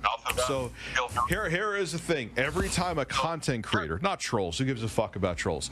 Anytime a content creator goes out of their way to open their mouth about me, I don't care if I'm skydiving. I will make sure I land, and the first thing I will do is get my phone and be like, all right, you have to come forward. Yeah, I'm sure they do, man. I'm sure they do. But here I am. Getting married. I could be doing whatever, which will never happen. But I could be getting married. Don't worry, though. This is just I will stop what I'm doing and discuss this and be like, come forward. Come forward. Wow. Just anti-fucking fuck me, I'm stuttering on my words. That's how stupid this is. I'll take it, and then I'll get it to you. So he demands that people that criticize him must come forward to do what? The coming forward is the criticism of you, you retard. Anticlimactic. There we go. That's the term. You can't come forward and on your channel because you don't actually invite people on your channel, and when you have, like Tipster, they completely fucking destroyed you. And you can't come forward when you block people from being able to comment, you fucking idiot. And on top of that, who's to say, well, how come you don't have to come forward to Phil every time you talk about Phil? You're a public figure. You could be talked about. Who gives a fuck? If you want to react to it and look like a fucking idiot even more, go right ahead like you did with the Minxie 1 situation. Oh, yeah, that was funny. I forgot about that. I totally forgot about that. There's too much. There's so much that happened. It's hard to remember it all. so much. And then, so here's the final clip. The final clip of the night. So let's all take a big deep breath in first. Let it out. Now, let's watch this. Like him once, I wasn't even the one who got his channel taken down. Rich had lied. He did in fact flag Anna Doyle, aka review him. That was under a different account, though. I don't think it was the Anna Doyle account. USA. What's more, with Rich exposed, doesn't matter. But fuck him. I don't apologize for flagging him. He could eat shit. Keemstar saw the opportunity to dig the knife in further and sing. That's fucking great with that line right there. That's fucking great. Fuck him. He deserved it. Yeah, he absolutely deserved. Like, he talks about how horrible Donald Trump is and everything. He literally pulled a Donald Trump. He can screw himself. He's the worst person ever. As far as I'm concerned, he's fake news. Am I wrong? Nope. And you know what's funny about this clip is he just could no longer find a way to defend himself, so he just resorted to fuck him. He deserves it. Well, that's exactly what we're saying to you, Rich. Fuck you. You deserve this. You deserve your failure. Absolutely. But now it's time for the main event. And let's start with this first one. So I'm gonna go over each one, and RJ, I want you to kind of explain to me what happened. Because I remember seeing this, but I didn't see your replies and I have not seen your replies. When you put up one screenshot, I'll explain it, and then when I'm ready, I'll tell you to go to the next slide, and then you could chime in as well. So this was JKB reposting a tweet that Keemstar made where he has Review Tech's golden play button. And A said, "Man, crazy that I was part of that achievement." Okay, so this post caught my attention because I recently learned that Jay and Rich were friends again, and I saw Keemstar had the gold play button, so I was like, oh shit, let me look at that. So I looked at this post, there was comments, so we could go through those if you're ready for the next slide. Yeah, I'm ready for the next one. Let's go ahead. Well, first, let's talk about how pathetic is it that Review Tech lost his gold play button to Keemstar. Honestly, I'm not surprised at this point. Rich is so fucking pathetic that it's so pathetic that it like you said, it's fitting. It's fitting for him. So, but what initially made you want to comment on the JKB's response? Well, put the first or put the next slide up full screen real quick, so I could see what I was thinking at the time. Yeah, this one right here. Yeah, give me a second. I got on my TV too, so I'm waiting for it to pop on there. Oh, you're good. About 20 seconds. Okay, now I can see. So I said, it's not an achievement. Being associated with Rich is an embarrassment. So I really wasn't going to go that heavy into the criticism there, but I brought that up because at one point Jay had said that being associated with Rich was an embarrassment. So what I did is I kind of used Jay's past words to reply. Right? I'm razzing a little bit, a little bit of Twitter razzing. Now, you go ahead and read what Jay wrote. So then, JKB's response. Let me know when you get to 1 million subscribers, bud. Right.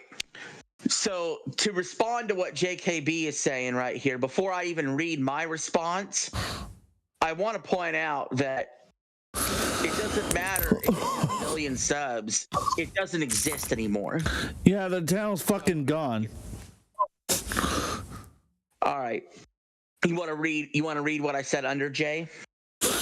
So you reply back with, I'm just using your words. Months ago, you said that he was an embarrassment to associate with him. Yeah. Also, if you look at the hearts on the comments, you'll see Jay is getting almost like no positive reaction, and I'm getting like a lot more positive reaction for my responses. So at this point, I'm owning the conversation. Wouldn't you agree? Yeah, you're ratioing him. Yeah, completely ratioed. I don't know if the other two comments are relevant or not, but since it's on the page, you want to read the other two comments below? Well, it's kind of relevant, actually. Like, this first one it goes, Jay flip-flops just as bad as Rich. Then the second one goes, it's crazy. Now your work is deleted and the proof belongs to Keem and not you. Well, I think that's relevant in that fact that he's right. And then Jay turned around and blocked you. Right, but before we got to him blocking me, that other guy is kind of echoing what I'm saying, and he's kind of throwing in some good words there.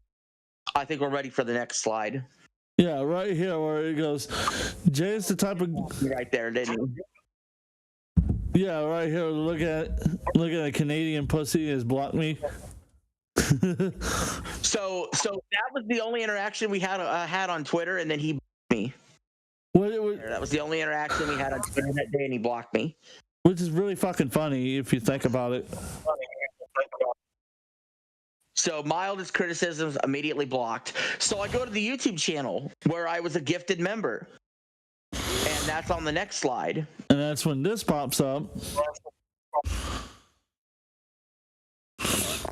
Which then you post, Jay is the type of guy that will block a member on Twitter for having mild criticism. Grow up, man. And then he goes, blocked. Right. So a few things here with that. So first of all, as you can look on the page, look at how many likes my comment got. This is in his comment section on YouTube. What is that, 5 likes? Yeah. And he has 1 dislike on his response of blocked. Which is fucking...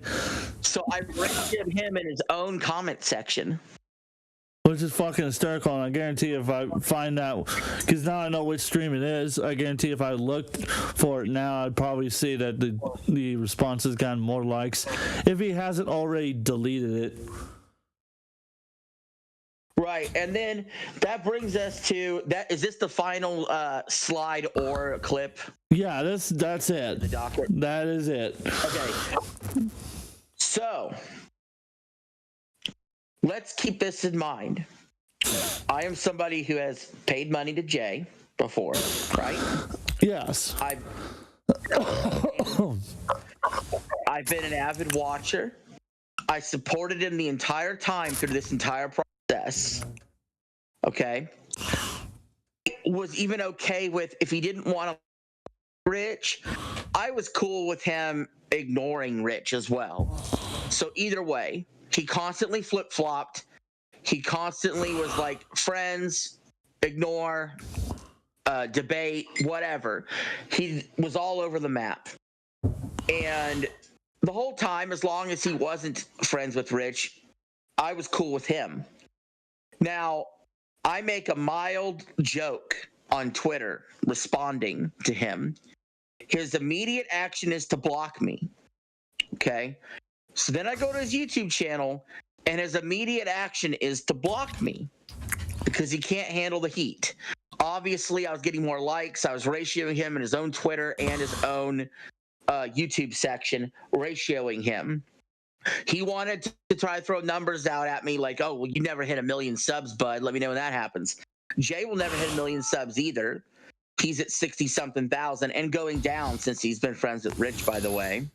Yeah, he used to. But Eric, 30,000 more subs than either of them. And at the end of the day, the thing I would say to Jay is, if it was so goddamn easy to block someone who was a fan, why couldn't you block the motherfucker who was trying to ruin your life? And with that, that is, ladies and gentlemen, that's going to be the end of the stream. Thank you, everyone, for watching. And Jay, like I got a little something special for you. It should be a song you're familiar with, considering you asked me to do a cover of it, because you liked my drumming a lot. I know you did, because I had heard from quite a few people that you liked it a lot and you thought it was great. So this one's for you, buddy. And with that, thank you everyone for watching. Make sure you like the stream, share it, join the Patreon. We're going to set up donations for the next stream. So if you want to donate to the channel, don't worry. We're going to get it set up real soon for you to donate. And thank you so much. Until next time, this is AJ Timms from the Den of Tims. And this is RJ Game News USA signing out. Have a good one. Have a great one, everyone.